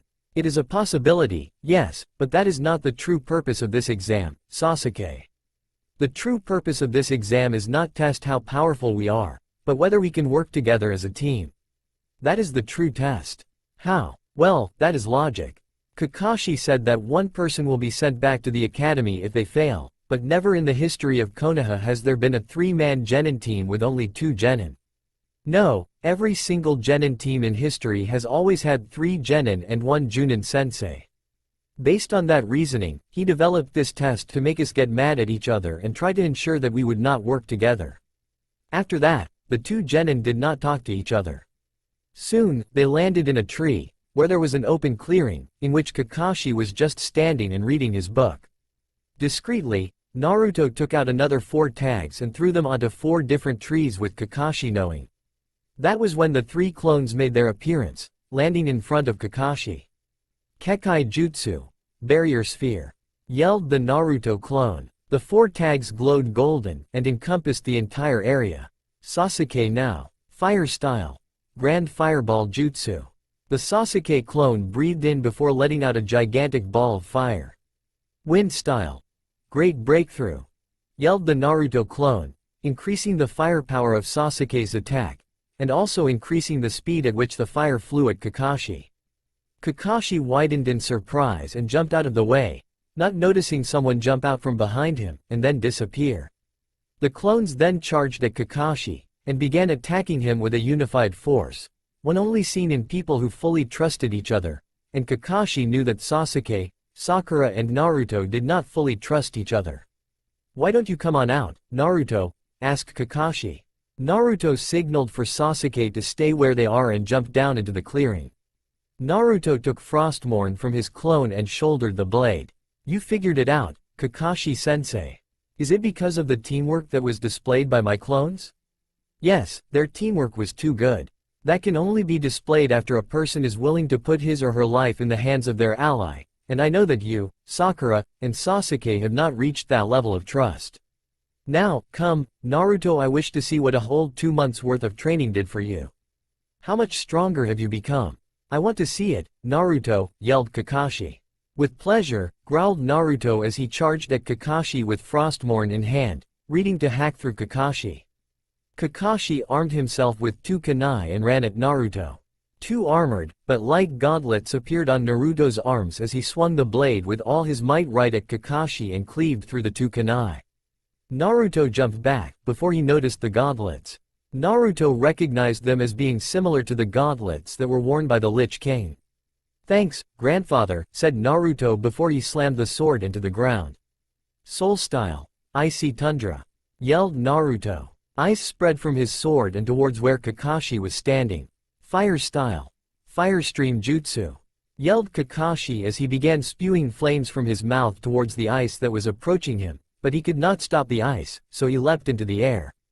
"Kakashi-sensei, peek-a-boo," said Naruto from behind Kakashi as he swung the blade in an upwards diagonal arc. Blood squirted from the wounds that he had endured.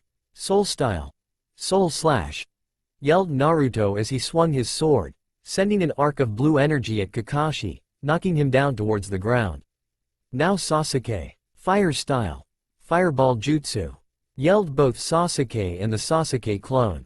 "Wind Style, Great Breakthrough Jutsu," yelled both the Naruto and the Sakura clone, sending wind at both fireballs, increasing their speed and strength, engulfing Kakashi as he fell to the ground. Naruto approached the body of Kakashi before it disappeared in a cloud of smoke, revealing it to be a shadow clone. Clap clap clap. Naruto and Sasuke turned to see where Kakashi was standing clapping. "Very good, Naruto, Sasuke, and yes, even you Sakura, so you can come out." The pink head dropped down out of the trees, and landed next to Naruto and Sasuke. "You 3 have done exceptionally well, and displayed incredible teamwork. There is no reason to send any of you back to the academy. As of right now, you have all passed my exam. Congratulations." All 3 genin leapt in joy. That being said, all of you could use some extra training, especially you, Sakura. So be ready for some harsh training in the days to come. "Yes sir, you are dismissed." "Naruto, I want a word with you," said Kakashi. "Naruto, meet us at the Yakunu's grill. All of us who passed are celebrating our final test." Well, originally it was going to be all of us who finished the team bonding exercise, but since it was a genin test, it is all of us who passed. "Okay," said Naruto, not sure if he would be join them based on how he had been treated for the past few years. He may be able to forgive, but he would never forget.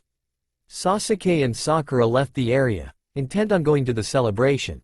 Well, it was more like Sasuke being forced to go than wanting to go. Naruto stayed behind with Sasuke to discuss something else.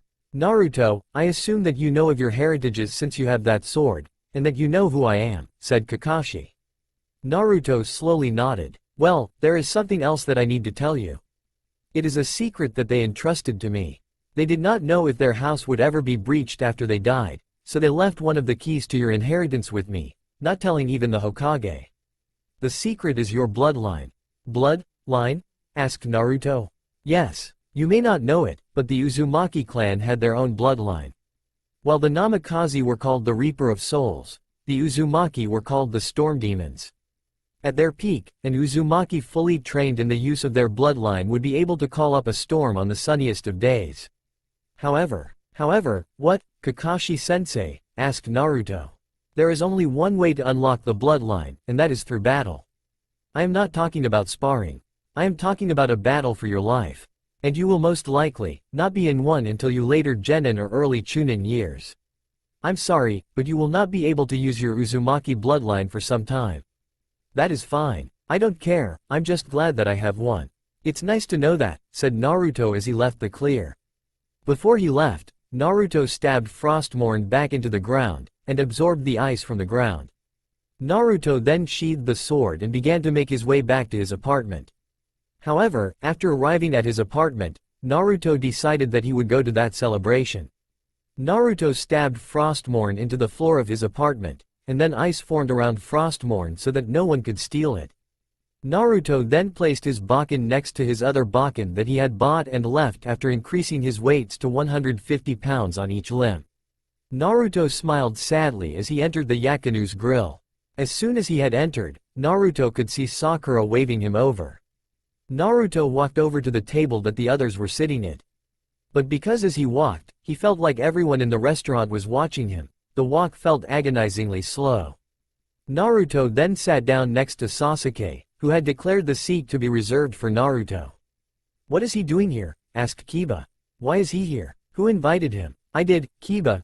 Got a problem with it?" asked Sakura as she began cracking her knuckles.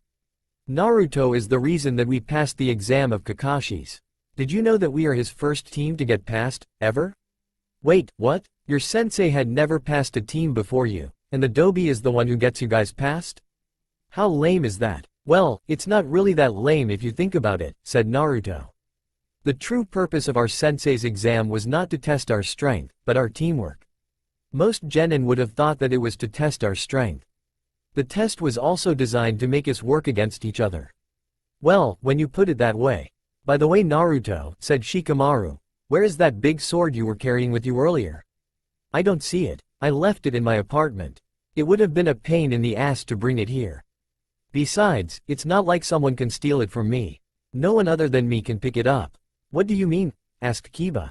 "Why don't you tell them, Sasuke, what happened when you tried to pick Frostmourne up?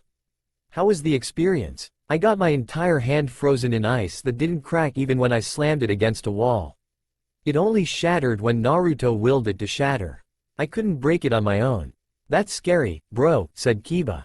"How did you get a sword like that? Did you steal it?" "It's mine, that's all you need to know," said Naruto. "Now, what is there to eat? I'm starving." Choji laughed and informed Naruto that food was already on its way. They had ordered for 2 Chojis plus some for normal people. Soon, after all the food had been eaten, Naruto stood up and was about to leave when Sasuke stopped him, and asked to walk with him. Not really caring that much, Naruto complied and said yes. "So, Naruto, I want to know. How are you so strong? I have festered my hate for so long, but I have not gotten me to the level of strength that you possess. What is it that drives you? What makes you so strong?" I fight for my loved ones, I fight for others. I do not fight for revenge. I know it may sound cheesy, but that is how I am. I fight for others, not myself. I can't think of any other way to describe myself." "I see," said Sasuke. "Thank you for your time."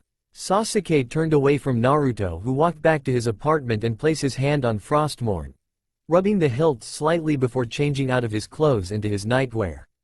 Naruto climbed into bed and fell asleep. Naruto's mindscape. Naruto awoke and saw what could be described as the most beautiful woman Naruto had ever seen. Her black hair flowed down to her shoulders like a stream. Her body was perfect, the curves being just right, not too much, but not too little either. In Naruto's opinion, she was a goddess. "Who are you?" asked Naruto as he summoned Frostmourne. The woman giggled a bit before answering. "I am your master, I am Kami, the one whom your clan has served for many generations." Naruto stared at the woman before him. This was Kami? Naruto was in shock. He knew that the Lich King had told him that she would come, but never like this. He had assumed it was only after he had done something worthy of her name. Why was she here now? "I bet you're wondering why you are here when you've just started to take your ninja training seriously, correct?" asked Kami. Naruto slowly nodded. "Well, I am here to grant you access to your Namikaze bloodline. You may be the descendant of the Lich King, but you have none of his undead abilities. You only have access to the abilities of the Soul Style and my Divine Style. The only thing you have received from the Lich King is the ability to wield Frostmourne. Ma, that man can be so lazy, not explaining what exactly the Namikaze bloodline is. Wait, what exactly is the true form of the Namikaze bloodline, then? Asked Naruto. Kami held out her hand and pointed her palm right at Naruto's heart. Divine spirits, intertwine with this soul. Souls of those long gone, intertwine with this soul. I give unto thee the power to wield mine holy chakra and chakra powered by the souls of those long gone, chanted Kami as golden and icy blue energy began to swirl around Kami. A beam made of intertwined icy blue and golden energy shot out from her palm and hit Naruto in the chest. Naruto's body was racked with pain as his arms writhed and his body twisted and turned. Nothing could be more painful than this process. I'm sorry, Naruto-kun, whispered Kami, but you will have to endure. You are my champion, and you will have to endure this pain in order to gain your wings, in order to become my champion. Naruto's body turned transparent and Kami was able to see his chakra network which housed both blue and red chakra. The icy blue and golden chakras then began making their way through the chakra network, creating their own networking intertwined around the original chakra network. Ah! Yelled Naruto as he let out a blood-curdling scream. Naruto began to claw at the ground around him. Naruto began to roll around. A great thumping noise could be heard in the cage behind Naruto as the Kyuubi himself came to the front to watch Naruto. Kami-sama, so you are accepting my host as your champion? Will you watch over him unlike the others that you have made your champion? Those deaths were mistakes that should have never happened, but yes, I will watch over Naruto as closely as I have watched over my siblings. He will be taken care of under my care. Good, said another voice. Kami and the Kyuubi turned to see the Lich King walking towards Naruto. I do not want to see the only heir that I have had that could wield Frostmourne for the first time in many generations die because of your mistakes. Mark my words, Kami, there will be hell to pay if he dies. You have my word, Lich. Now get out of my presence. You are insult to nature. It is a wonder why I allowed you to continue to exist. Your descendants may have been pure-hearted, but you never were. Blah, blah, blah, like I care. Will you give my descendant a weapon capable of utilizing your divine chakra? He already has Frostmourne to wield his soul chakra, but nothing for his divine. Fine, growled Kami as she summoned the katana of Naruto. This is a fine blade. It will serve Naruto well. Kami held out the blade as she let her golden chakra to flow through the entirety of the katana, engulfing it in its golden light. When the light died down, there was nothing new to note about the katana, but the blade was no longer the same. Instead of the normal silvery steel look, the blade was pure white, almost like a crystal. Yes, this will serve him well, and will be able to channel divine chakra through it.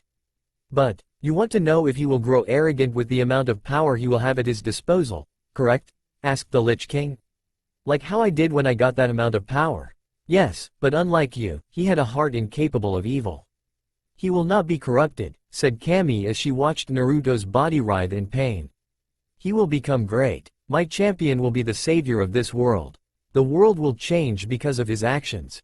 Aren't you being a little overdramatic? Deadpanned the Lich King. He may be great, but the world will not instantly change because of one person, and you've said that in the past. Must you ruin my fun? Pouted Kami, and yes, it was supposed to be that dramatic, because he's my champion. Lich King just sweat dropped and went back to watching his descendant twist and turn in pain. But, said Kami in a more serious tone, that will only happen if he survives it, and at this point that is questionable. Suddenly, Naruto let out another blood-curdling scream as two wings started to grow from his back. One of them was golden and the other was icy blue. Ah, it's begun. What has begun? Asked the Lich King, and why is Naruto growing wings? None of my descendants before this have grown wings during this process. That would be because none of them were blessed with the ability to use soul style and divine style, replied Kami. Kami smiled as Naruto's wings continued to grow at a continuous rate. And I am sure that Naruto will be my most powerful champion yet. Are you sure about this? Asked the Lich King. Nope, cried Kami with a smile. The Lich King stared at her in shock. She wasn't sure about this, and yet she went through with the plan? How crazy was this goddess? Roar! Yelled Naruto as his eyes snapped open as he grew aware of the feelings he possessed outside of the pain he felt. Naruto was panting and sweat running down his body as he regained his full mental processes. Naruto looked around and saw Kami looking down on him. "Kami-sama," whispered Naruto. Naruto turned his head and saw the Kyuubi and the Lich King staring down at him as well. "What are you two doing here? Do not assume that I want to be here, brat," growled the Kyuubi. "I am here to see your growth since we last met 2 months ago. And I would have to say that you have grown in strength. I can proudly call you my host." "Yes, that is all good and all, but it is not the reason we are all here," said the Lich King. "We are here to welcome the new champion of Kami." "Yes," said a smiling Kami, "you are indeed my champion, Naruto-kun. Look behind you, and you will see your proof as my champion." Naruto turned his head, and to his shock were 2 wings, both of different color. "What did you do to me?" yelled Naruto as he grabbed Frostmourne and pointed it at Kami. "How come there are wings growing out my back? How else did you do to my body? Did you change my bone structures? What about my healing abilities? What else? You added 2 chakra networks, I know that, but I did not give you permission to change my body. Now, what did you do?" "I didn't do anything," whispered Kami as she walked over to Naruto and passed him the katana. "This is the katana that was given to you by your mother. I have altered it so that you may channel divine chakra through it." Naruto glared at Kami and took the katana from Kami's outstretched hands and slipped into his sash. "That didn't answer my question. What else about me has changed? Look at your eyes when you have your wings when you return to the real world. You will know the answer. However, know that I have not given you a bloodline that is easy to control. I have given you access to it, not full control over it. If I did, then you would be much too strong, and I don't think that would be a good thing.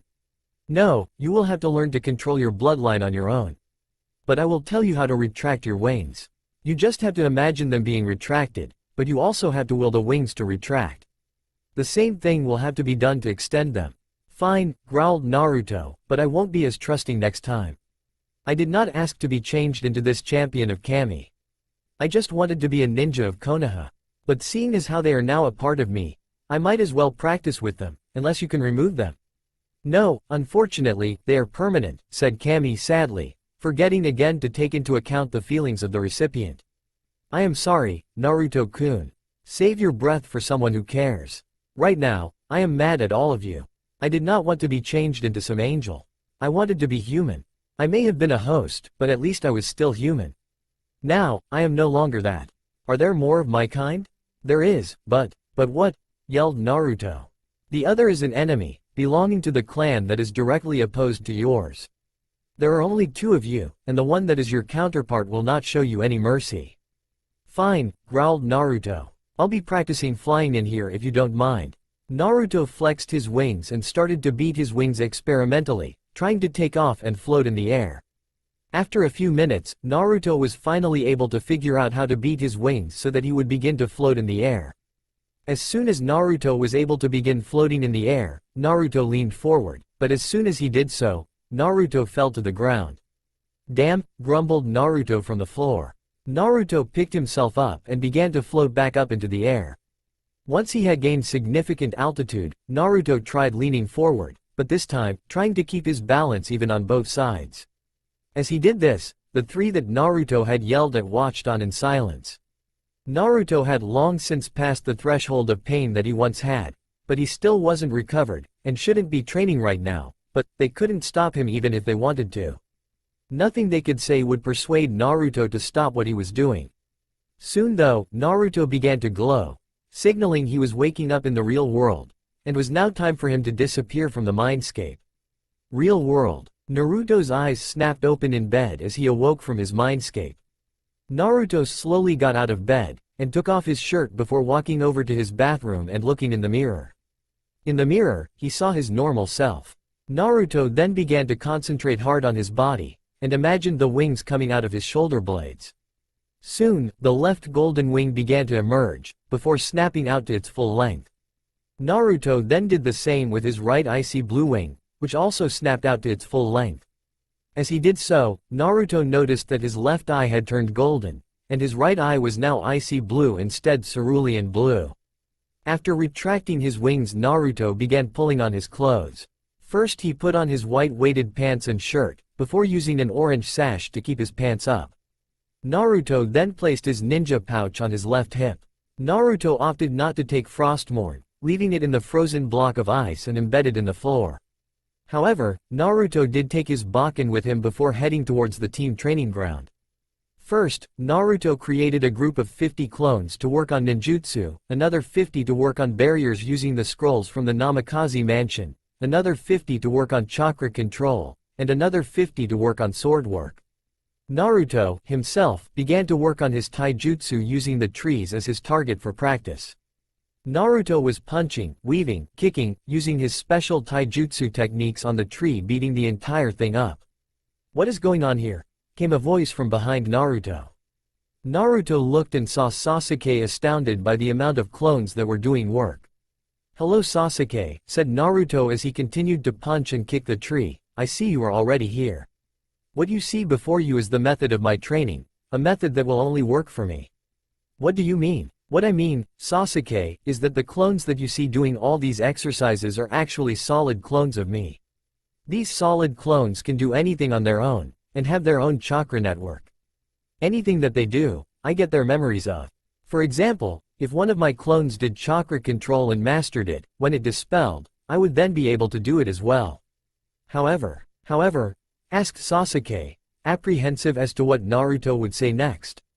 "Only I can do this training because the amount of chakra needed to make a single shadow clone is quite substantial. According to the Hokage, I have more chakra than most Chunin."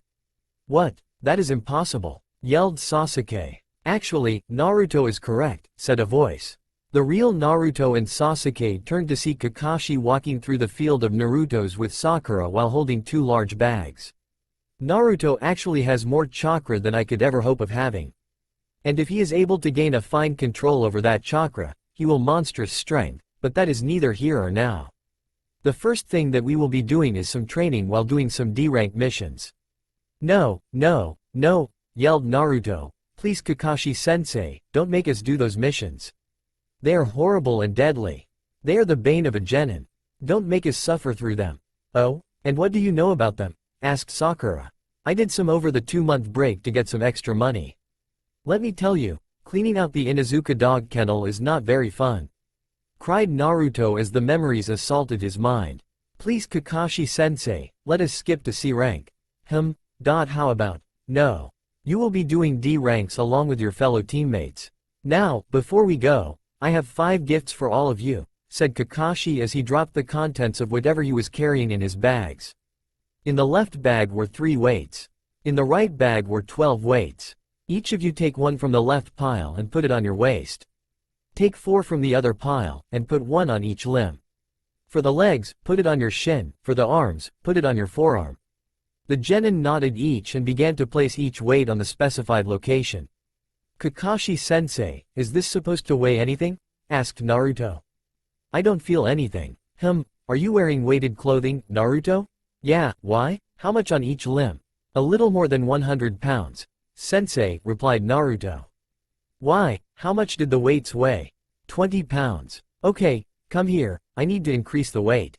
Naruto approached Kakashi as Kakashi began to weave some hand seals before tapping each of Naruto's weights. Fuinjutsu. Weights, 130 pounds. The weight on Naruto's limbs changed so rapidly that he almost fell down before he steadied himself. After taking a few experimental steps and doing some light exercises, Naruto was ready. "Okay, let's go," yelled Naruto. "Let's finish these missions so I can get back to training." Yes, said Kakashi. "I know you want to get back to doing training, but you can still have your clones do their training. Now come on, we have to get going." Naruto nodded as he mentally directed the clones in what they were to do. The 2 mental commands he gave were to work on the manipulation of divine and soul chakra. The entire Team 7 walked towards the mission office, intent on picking up at least 3 missions before heading back to the training grounds to get some training done. Naruto smiled when he entered the office and saw someone that he knew well. "Iruka-sensei," yelled Naruto. "Ah, Naruto, so you passed your entrance exam, huh?" asked Iruka as he looked through the missions. "And seeing as how your clones already came through here and took some of the missions, I would think that you are here to do some team exercises, am I right, Kakashi-san?" "You are indeed," said Kakashi. "Now, are there any particularly dreadful ones?" "What are you saying, Kakashi-sensei? Why are you asking for the dreadful ones?" yelled Naruto. Are you crazy? Knowing Iruka, that'll mean. Well, there's the kennel mission or the Tora mission. Which do you want? Asked Iruka. The Tora. What's the record time so far?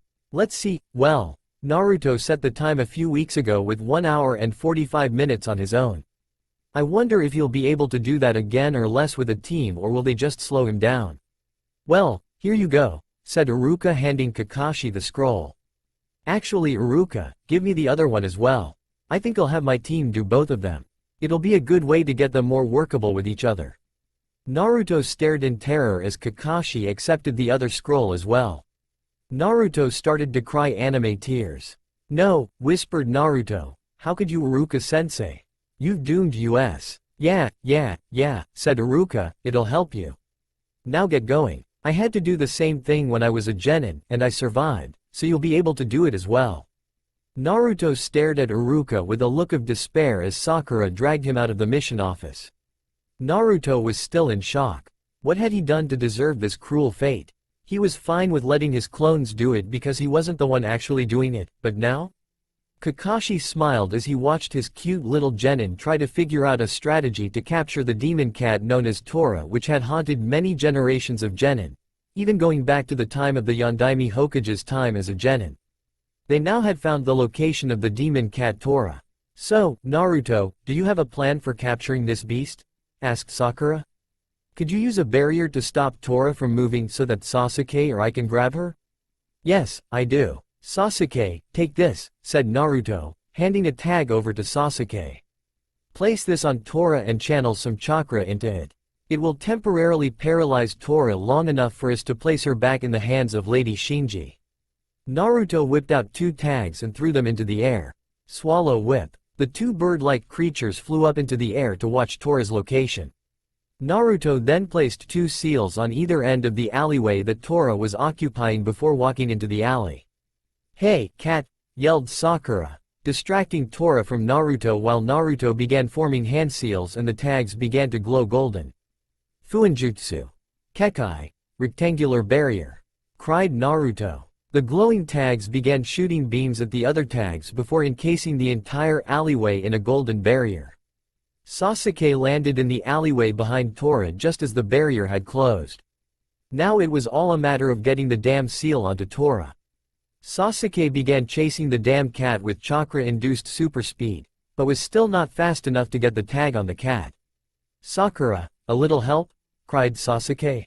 Fine, said Sakura as she created 3 clones who began charging at the cat, who screeched and began running towards Sasuke, who was then able to slap the seal onto the back of Tora before she ran off. Sasuke smirked and flared his chakra. As he did, the seal began to glow blue and froze Tora's limbs. Kekai. Kai, said Naruto, lazily dismissing the barrier as well as the swallow whips as the pieces of paper fell to the ground. Well, that's one mission out of the way. Now time for the smelly one. Naruto took a big gulp before he began walking towards the Inuzuka clan compound, where Naruto could smell before he even entered the compound. Gah, what is that smell? Asked Sakura. It smells like dung that was left outside to sit for at least a week. That, Sakura, said Kakashi, would be the dog poop.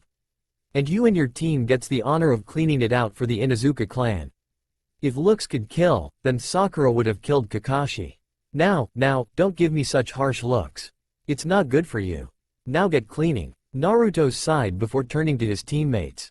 Okay, my clones have already done this, so I know a good strategy to employ to wash out the pens. Sasuke, do you know any earth-style jutsu? No. Sakura? Well, no, why? Damn. Sasuke, I want you to make these hand seals and pour as much chakra into the jutsu while leaving enough chakra to use a fireball jutsu when you use it.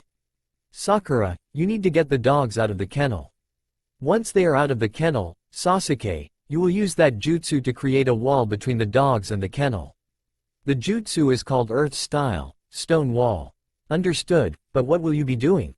I'll be using a water style jutsu and a fuinjutsu that summons water to wash out all the poop. Then Sasuke will use his fireball to ignite the poop, burning it away. After that, I will use a wind jutsu to blow away the smell and the dry off the kennel before we let the dogs back in, replied Naruto. Everyone know their jobs? Both Sakura and Sasuke nodded. Then let's go. The three walked into the compound and Sakura and Naruto began the job of luring the dogs away from the kennel to the point where Sasuke would create the wall. Earth style. Stone wall, yelled Sasuke as he poured about 1/3 of his chakra into the jutsu to create a stone wall to keep the dogs from going back to the kennel and letting out more poop. Once they dogs been separated from the kennel, the real fun began. Fuinjutsu. Water wave, yelled Naruto as he threw a tag into the kennel and made a hand seal to let the water flow out through the kennel, washing some of the poop out. Water style. Water stream jutsu, yelled Naruto as he more water, which washed out the rest of the poop. Now, Sasuke, on it, yelled Sasuke as he jumped into the air, already weaving hand seals. Fire style. Fireball jutsu. The wet poop instantly dried up, and then lit on fire, burning away and into the air, but still leaving the smelly odor in the area. My turn now, wind style, airwave, whispered Naruto as he swung his arms, blowing the smell towards the Hyuga clan compound. And now, fire style, heat. Naruto let out a large wave of heat that began evaporating the water that was in the kennel. Naruto then turned to the stone wall that was keeping the dogs at bay. Earth style. Pressure point breaker, cried Naruto as he slammed his hand into wall, making the wall crumble into pieces. Naruto then jumped out of the way as they ran back into their kennel. Naruto turned to their client, Sume Inuzuka. Boy, you did well, especially being inventive with your jutsu and fuinjutsu. I've already paid the Hokage. He will give you your money. Thanks for the help. Your clones use the same strategy whenever they come here to clean the kennels, so I'm guessing you know the secret of the technique. Yes, Sume-sama. Thank you for the praise, said Naruto, bowing slightly, before grinning. But I would watch out for the Hyugas. Naruto then ran out of the compound, followed by Sakura and Sasuke. Sume wondered what that was about before she heard a yell from the direction of the Hyuga compound.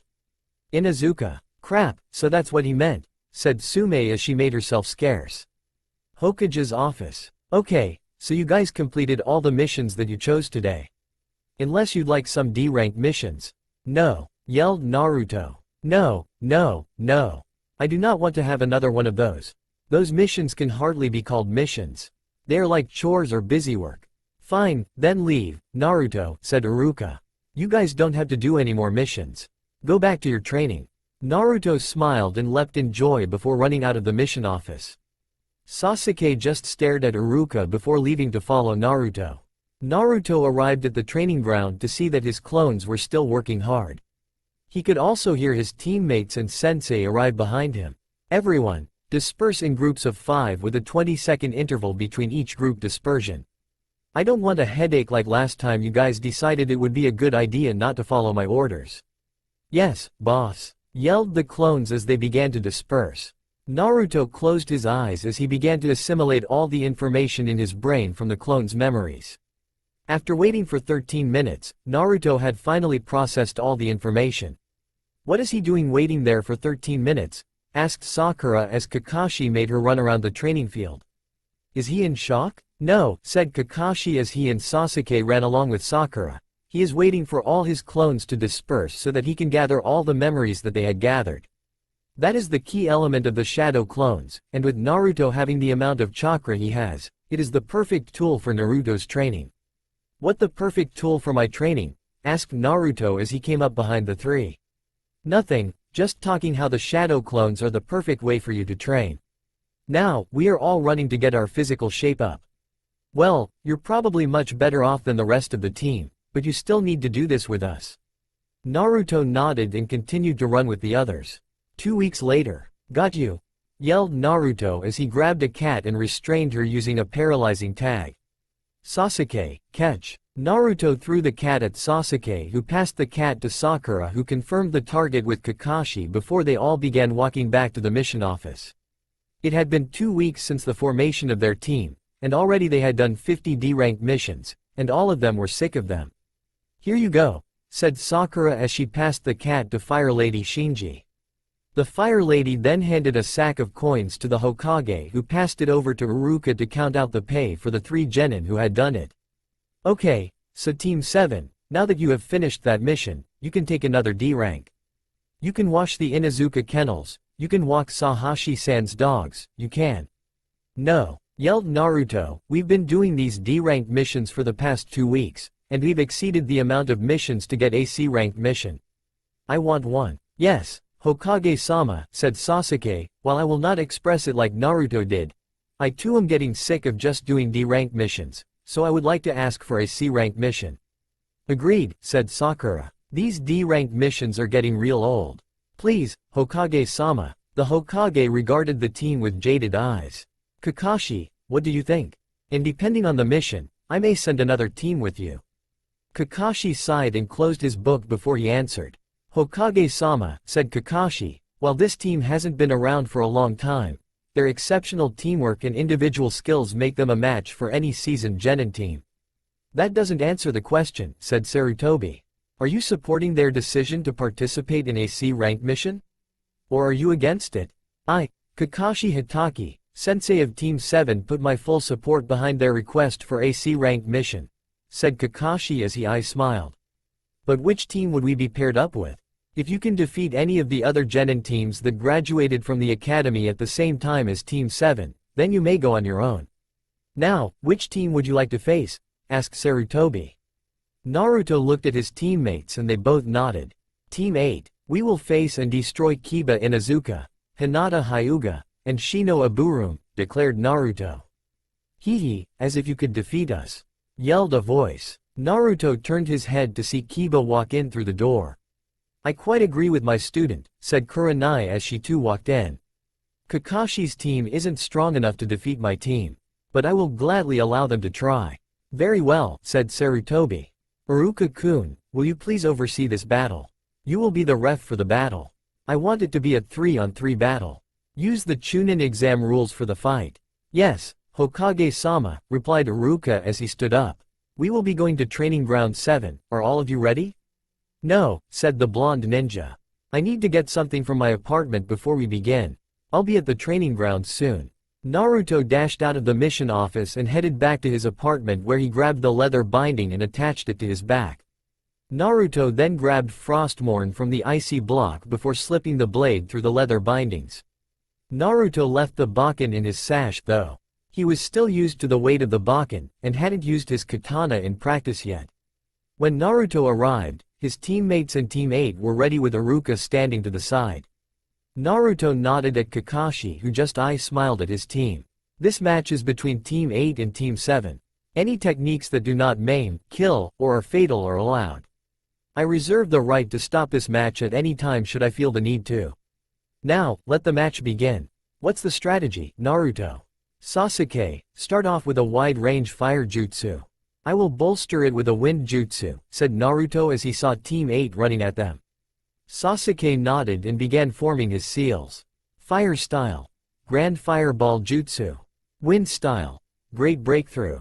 As Sasuke shot out a gigantic fireball, Naruto increased its power and size with his wind jutsu. Ready yourselves, said Naruto. Soon, Kiba and Hinata ran out through the smoke. Sakura, Genjutsu on Kiba. Sasuke, take out Hinata. Sakura and Sasuke nodded while both Shino and Naruto observed the battles. On the sidelines, well, Kakashi, said Kurenai, it looks like Naruto isn't useless anymore. Yes, I would say that he isn't, replied Kakashi, not revealing any critical information. But that doesn't mean he'll be able to win. We'll see. Battlefield. Naruto glanced over the field and made a decision. Reaching up, Naruto grabbed his Jien and unsheathed it. Frostmourne, yelled Naruto. Soul Style. Arctic Winds. As soon as the jutsu was announced, both Sakura and Sasuke disengaged themselves from their fights and let the winds pass under them as they hit both Kiba and Hinata. Alright, here's the next plan. Trap them. You have the tags? Yes. Good. It seems that your opponents are good matchups for you, but we're going to do this unorthodoxly. I'll take Kiba. Sasuke, you'll go after Shino. Sakura, you'll take Hinata. Sakura, I want you to hit Hinata as hard as you would if it were me asking you on a date while we were in the academy. As soon as he said that, Naruto gulped. The grin on Sakura's face had begun to scare him. Good, said Sakura. Now let's get this party started. Naruto, Sasuke, and Sakura charged at their targets. As he ran, Naruto sheathed his sword, deciding that it would not be appropriated for the upcoming fight. "So," said Kiba, "the dead last thinks that he can take me just because he now has a glowing sword. This will be one for the history books." "We'll see about that," muttered Naruto as his own kunai met Kiba's kunai in a big bang. Naruto and Kiba clashed, kunai on kunai, fist on fist. The two ninja continued their fight, not caring about any of the other fights. Naruto slammed his two kunai into the arms of Kiba while knocking the arms to the side. Naruto then slammed his right foot into Kiba's chin, knocking him into the air. As he was in the air, Naruto slammed his fist right into Kiba's stomach. "Shadow Clone Jutsu," muttered Naruto, summoning a clone. Naruto then threw the clone right at Kiba, who just punched the clone in the stomach. However, Naruto smirked when Kiba brought the clone in close to stab with a kunai. "Exploding Clone Jutsu," whispered Naruto, detonating the clone. Kiba screamed in pain as he fell backwards from the explosion. Naruto jumped into the air, and drew 3 kunai, all of them having the same tag attached to it, before hurling them around Kiba in a triangular formation. Kiba braced for impact, but was surprised when they didn't detonate. "Huh!" yelled Kiba as he stopped bracing and looked up at Naruto, who was still floating in the air. "Your tags are defective. If you were trying to create a smokescreen by using explosive tags, you have utterly failed, just like you do in life." "Well," muttered Naruto as he landed on the ground, "it seems the mutt believes himself to have a brain. That wasn't my goal, and my tags aren't defective. Fuinjutsu. Kekai. Trigram Jutsu." The tags on the kunai began to glow and shot beams at the other tags, creating a blue triangle around Kiba, which also immobilized Kiba. "What did you do to me?" yelled Kiba as he struggled to move, but his body would not listen to single command of Kiba's. It just would not move at all. Naruto smiled as he walked over towards the triangular barrier. "I froze your movements. That was the true purpose of the kunai. It wasn't to create a smokescreen or something as basic as that. No, it was to trap you, and ensure that you could not move at all. After all, an immobile shinobi is as good as a dead shinobi," said Naruto as he pulled back his arm and threw a kunai right at Kiba's chest. However, a white blur flashed right through the path of the kunai before landed next to one of the tagged kunai. The blur turned out to be Akamaru, who used the kunai to knock the tagged kunai out of place, disrupting the barrier. "Well, looks like you forgot an important detail," said Kiba. "I do not fight on my own. I fight with my partner, Akamaru, and he fights with me. We are a team." Yes, I did make that mistake," said Naruto as he reached down towards his tag container. "But at least you had a somewhat decent plan to escape your binding. And I will not forget about your partner, Akamaru again. Now, are you ready to lose?" "Like hell I am," growled Kiba as he prepared to engage in taijutsu. Kiba then began his charge, however Naruto jumped backwards and threw a handful of tags, which lined themselves up in 3 rows of 5 tags. Naruto began weaving a few hand seals before ending in a rat seal. "Fuinjutsu. Fire arrows," yelled Naruto as he let loose a volley of fire arrows right at the charging Kiba. Kiba tried to duck, but he was still hit by the arrows, knocking him backwards. "Damn it, Akamaru, let's use it. Beast Human Clone Jutsu," yelled Kiba, creating a clone of himself from Akamaru. "Fang over fang," yelled Kiba as he began spinning like a drill at Naruto. Calmly, Naruto held up a tag. "Kekai. Rectangular barrier," muttered Naruto, creating a green barrier from the tag. Kiba and Akamaru ran right into the barrier, sending them backwards. Naruto then threw another 4 seals into the air surrounding Kiba. Fuinjutsu. Lightning trap. Lightning began to spark off of the seals and shot towards each of the different seals before lightning shot off of all 4 seals and hit Kiba and Akamaru. Naruto then threw another 2 seals at the downed ninja. Fuinjutsu. Earth bind, whispered Naruto as the earth around Kiba began to move and wrapped around the downed shinobi. Naruto then began weaving another set of hand seals. Wind style. Cutting edge. Naruto made an X with his hands before he slashed both hands towards Kiba, sending blades of wind at the ninja, cutting his body up. "Damn it, Akamaru, get him," growled Kiba as he let a soldier pill fall from his pocket. The dog, who had taken the form of Kiba, growled and rushed forwards and grabbed the pill off the ground and gobbled it up, giving Akamaru an extra edge. "Fool, whispered Naruto. Akamaru cannot even hope to beat me.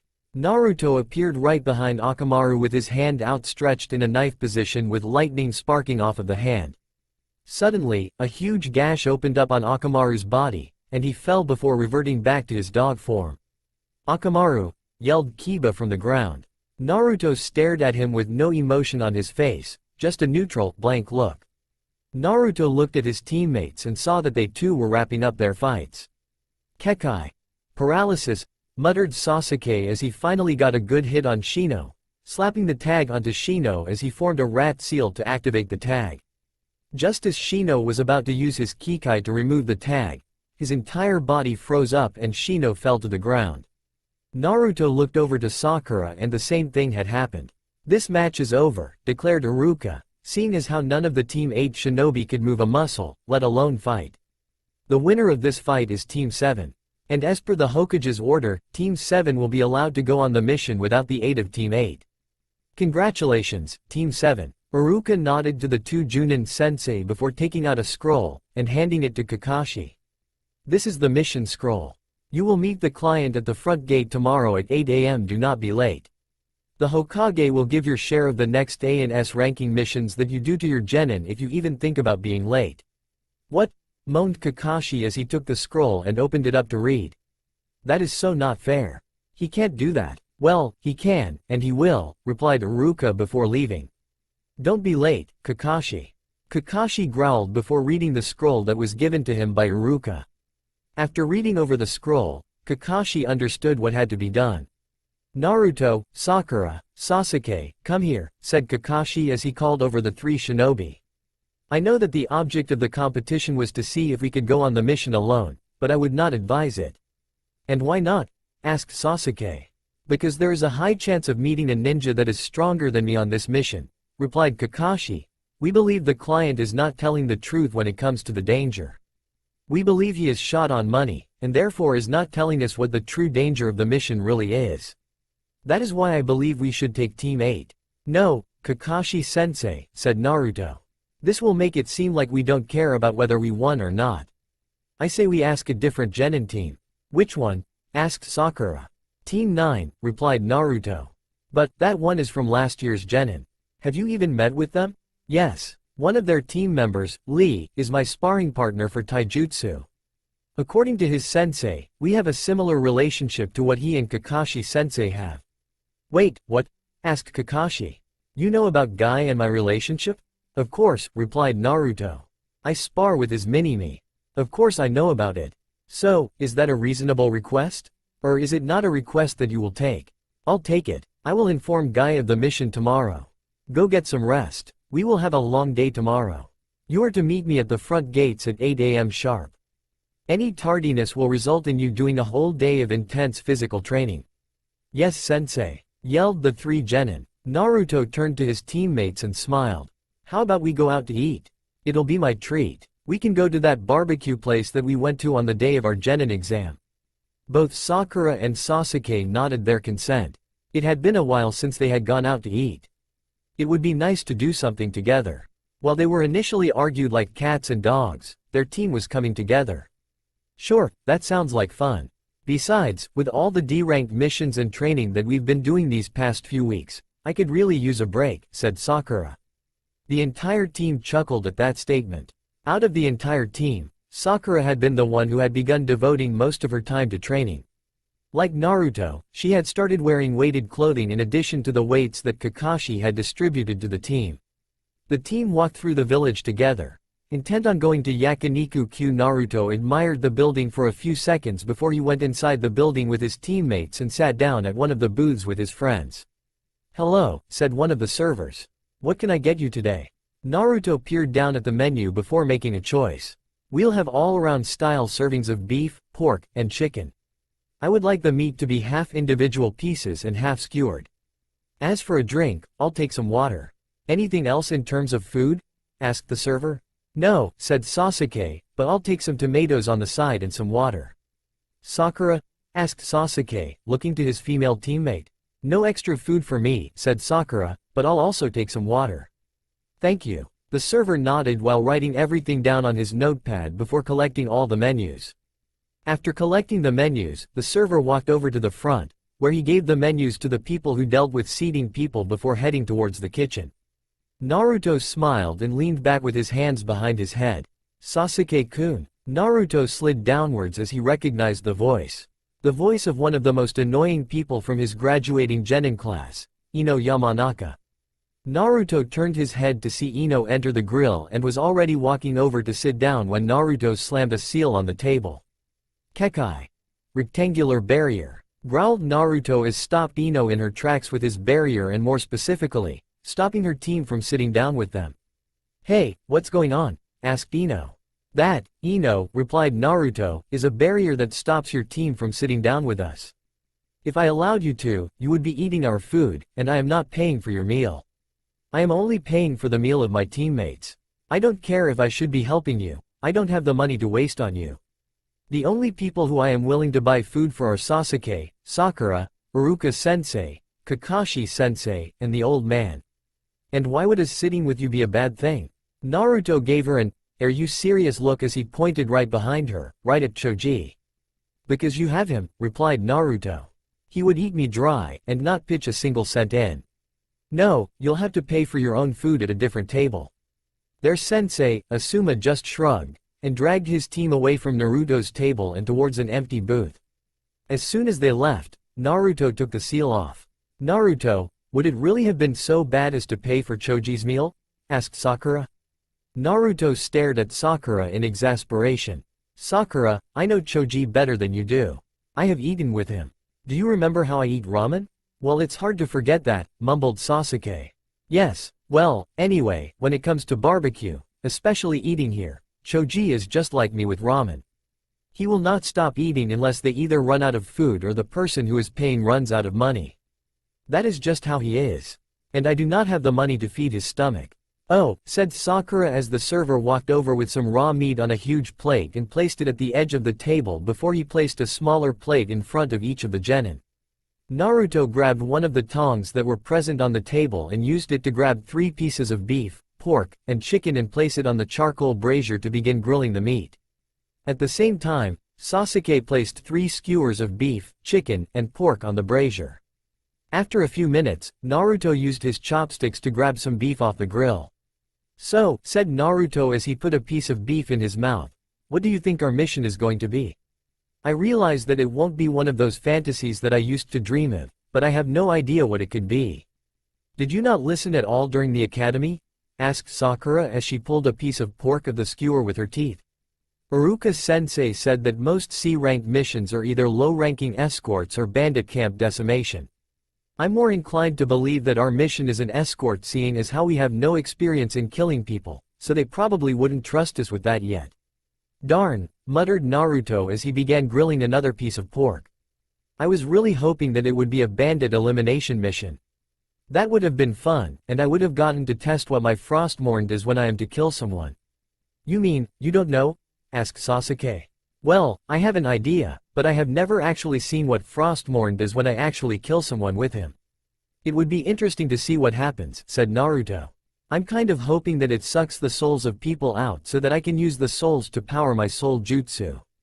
That is disgusting and cool at the same time, said Sasuke as he ate a piece of chicken. Naruto, put some more beef on the grill. Naruto complied, taking the rest of the beef and placing it on the grill. Naruto put the rest the skewers on the grill, said Sakura as she finished off her last shrimp skewer. What am I, your server? Asked Naruto as he slid the food onto the grill to begin cooking them.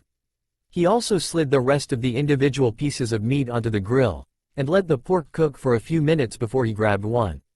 Replied Sasuke as he talked around his food. That's all you're good for. You're better off being a cook. Gee, thanks guys, said Naruto as he picked up a piece of meat with his chopsticks and slipped it into his mouth. After the 3 had finished the meal, they all went their separate ways to their houses.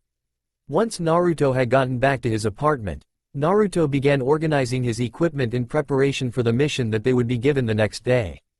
The first thing he did was make sure that all of his kunai were still in good condition, and luckily for him, they were. Naruto then turned to look at the katana. He hadn't touched it since it had been altered by Kami. Reverently, Naruto grabbed the katana by its sheath and held it up into the air and unsheathed it, revealing the pure white blade. Naruto sighed before summoning a clone which had about 3/4 of his chakra. "What do you need, boss? And why did you give me so much chakra?" "Here," said Naruto, tossing the clone the katana. "I want you to go to our training ground and practice using the katana. Take a Bakken as well. When you get there, create about 50 clones and have them practice as well. Half of them practice using the chakra flow technique we read about with wind chakra and the other half just practicing using the katana." "On it, boss," said the clone as he grabbed a Bakken from the stand next to Naruto's bed and left the apartment. Naruto took off his shirt and threw it on the bed before concentrating. As he did, 2 wings began to emerge from his shoulder blades, one golden and one icy blue. Naruto stared at his wings for a few seconds before retracting his wings and sitting down in a Zen position. Naruto closed his eyes as he concentrated on traveling to his mindscape. Naruto's mindscape. When Naruto arrived, the Lich King and Kami were playing a game of cards. "Ha, I win," yelled Kami as she jumped into the air. "Take that, you god-damned Lich King."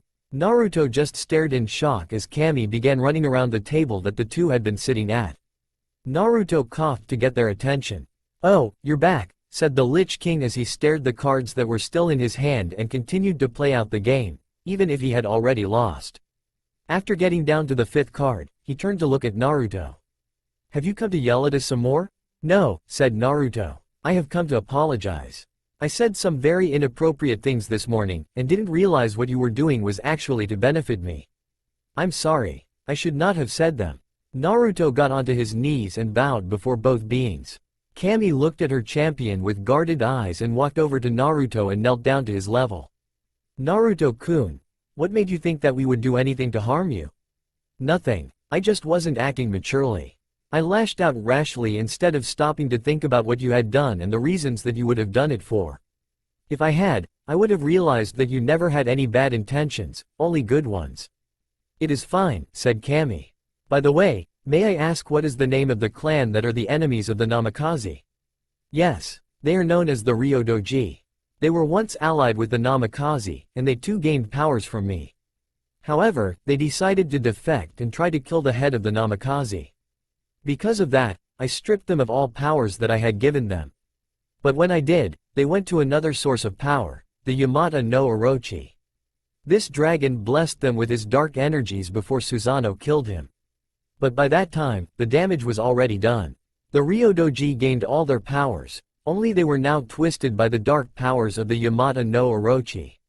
And so, they gained a champion of the Yamata no Orochi, while I am the champion of Kami, right?" "Correct," said Kami, nodding her head. "And their chance is closer than you think. After being banished, they joined the village hidden in the stones. So, be wary." "I will," promised Naruto as he stood up to his full height and extended his wings to their full length. "And I will embrace what I have become. There is no use in fighting who I am. I just have to accept it and move on. Besides, who knows, maybe it'll turn out to be good." Naruto then summoned Frostmourne. "Grandfather, may I have a spar? I really need someone to practice my swordsmanship on. Especially when it comes to Frostmourne." "Huh?" asked the Lich King as he materialized his own version of the sword and his armor became compact instead of the bulky armor that he usually wore. "Fine, I'll satisfy you." Naruto charged forwards at his ancestor and swung his sword at the Lich King, who merely stepped backwards to dodge the attempt while at the same time, he thrust his sword right at Naruto. Acting on instinct alone, Naruto slashed his sword upwards, knocking the sword away from his face before thrusting at the Lich King, who flipped into air to dodge the attack. Naruto spun his blade in his hand before running towards the Lich King. As he did, the blade of his sword began to glow an intense light blue. Soul Style. Frigid Snowstorm. Naruto held his blade in hand, one finger resting on the guard before he swung his blade wide, whipping up a snowstorm to obscure the Lich King's vision. However, the plan didn't work as well as Naruto had hoped. Naruto could see the Lich King's eyes glow in the snowstorm bore into Naruto. "That won't work, Naruto," rumbled the Lich King. "I can see through this pathetic excuse for a snowstorm. Now feast your eyes on the true snowstorm." Soul Style. Frigid Snowstorm. Naruto's eyes widened as the intensity of the snowstorm increased, obscuring his vision. Damn, muttered Naruto as he closed his eyes. With this snowstorm, I'm as good as blind. Naruto began pulsating his chakra in waves multiple times to get a view of what was going on around him. Naruto then ran in the direction of the Lich King, ducking under what he could feel where the Lich King's sword would pass through. Naruto then slammed the butt of his sword hilt right into the side of the Lich King. Naruto let out another wave of chakra and could see the Lich King stumble before raising his sword in an attempt to behead Naruto. Naruto swung his sword upwards to deflect the attack away from himself before slashing downwards right at the Lich King's stomach. That isn't enough, yelled the Lich King as he knocked away the sword with an armored arm before kicking Naruto in the stomach, sending him flying away. That's enough for today, said the Lich King as he allowed the snowstorm to disappear. The Lich King allowed his sword to vanish and his armor to return to its bulky state. Leave. You aren't ready to test yourself against me. Come back when you can present a real challenge, and will not be knocked around like a child's plaything. Yes, ancestor, replied Naruto as he disappeared from his mindscape. As soon as Naruto left, the Lich King grabbed his arm in pain. Hurriedly, Kami rushed over to the injured warrior. Damn, he's gotten better. He's good enough to take out any wannabe samurai or swordsman with his sword skills. But he isn't on par with any of the expert swordsmen. He will need a lot more training. Is that why you told him he wasn't good enough? To spur him on to train even more, and so that one day, he will be able to face the expert swordsmen and be able to kick their asses? Asked Kami as she used her divine chakra to heal the bruises that the Lich King had endured. More or less, yeah, replied the Lich King. Although more practice could never hurt him. Real world. Naruto's eyes snapped open as he looked around. He looked at the 2 scrolls that lay on his bed, the 2 scrolls that he had not received from the Sandaime. Naruto walked over and picked one of them up and began reading. The scroll he had in his hands detailed the usage of the divine chakra style. It went not only into fighting techniques and chakra manipulation exercises for this unique chakra, but also into healing techniques that only the divine chakra style could utilize. Naruto smiled. With this, he would be able to save his friends, no matter what. Naruto was suddenly assaulted with tons of information as every single clone except for the one that had most of his chakra dispersed, leaving Naruto with a huge headache.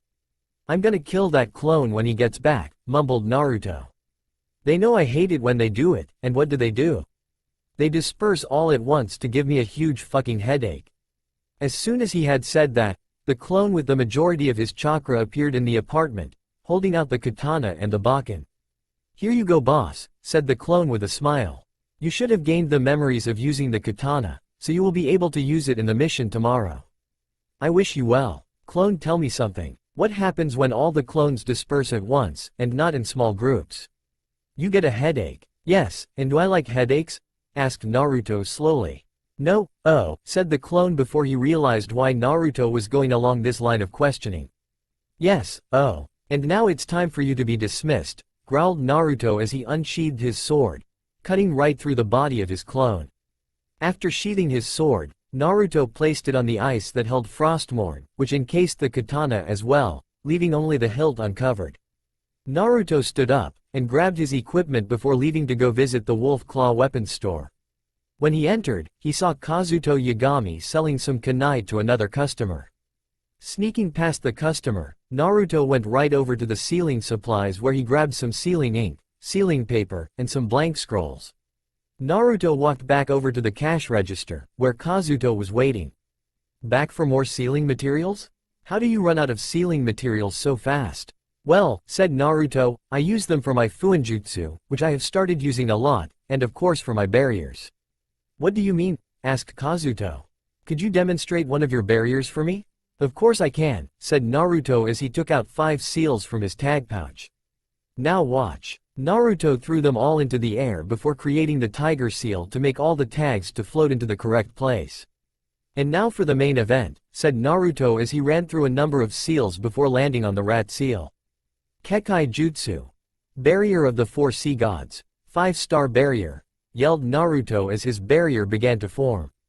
Kazuto stared in amazement at the seal. Then, without warning, Naruto let the jutsu go, and the 5 tags floated back into Naruto's hand. The bad thing is that after one use, they are totally useless.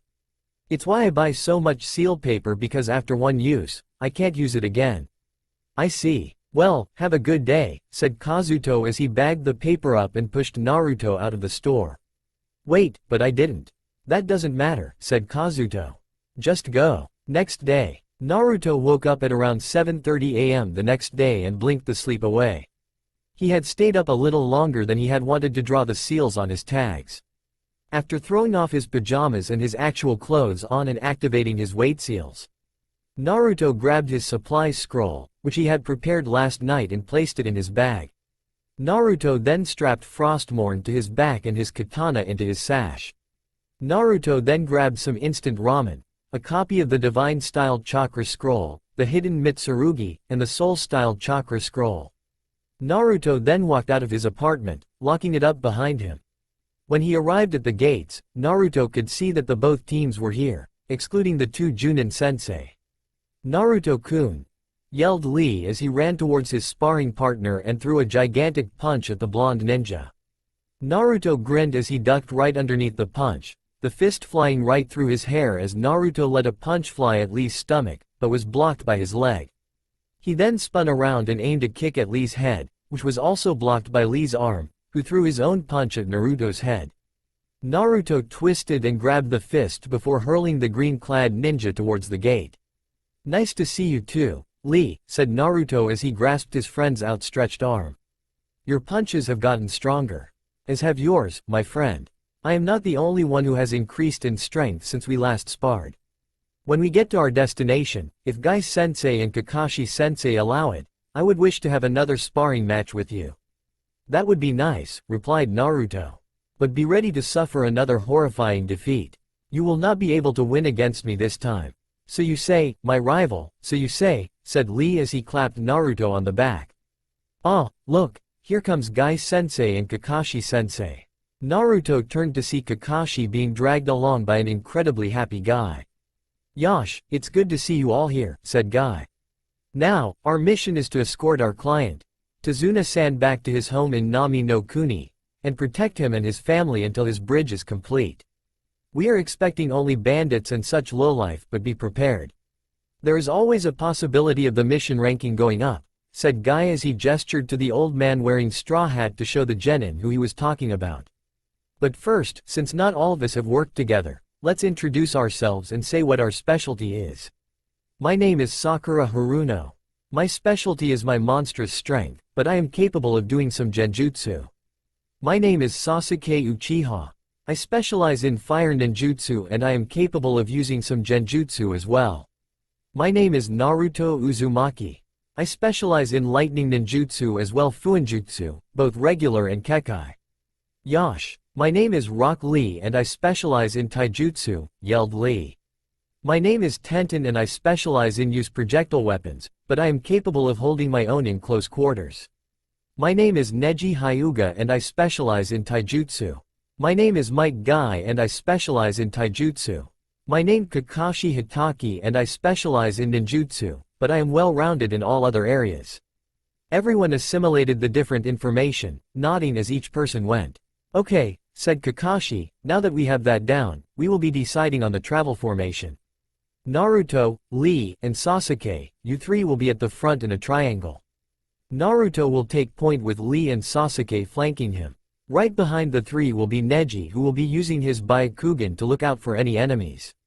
Behind Neji will be Tazuna, and to Tazuna's sides will be Tenten on his left and Sakura on his right. Guy will be right behind Tazuna, and I will be bringing up the rear. Any questions? If we are attacked, should Tenten and I stay behind to defend Tazuna or go support Naruto, Sasuke, and Lee? Your main priority is to stay with Tazuna. Naruto, Lee, and Sasuke will be solely focused on taking out the enemy. Any other questions? Asked Kakashi. When no one raised their hands, Kakashi smiled. Okay then, let's head out. Everyone turned and walked right out through the gates as they assembled into position. That's all for now. If you want to see next part, then please like this video and subscribe my channel. Thank you.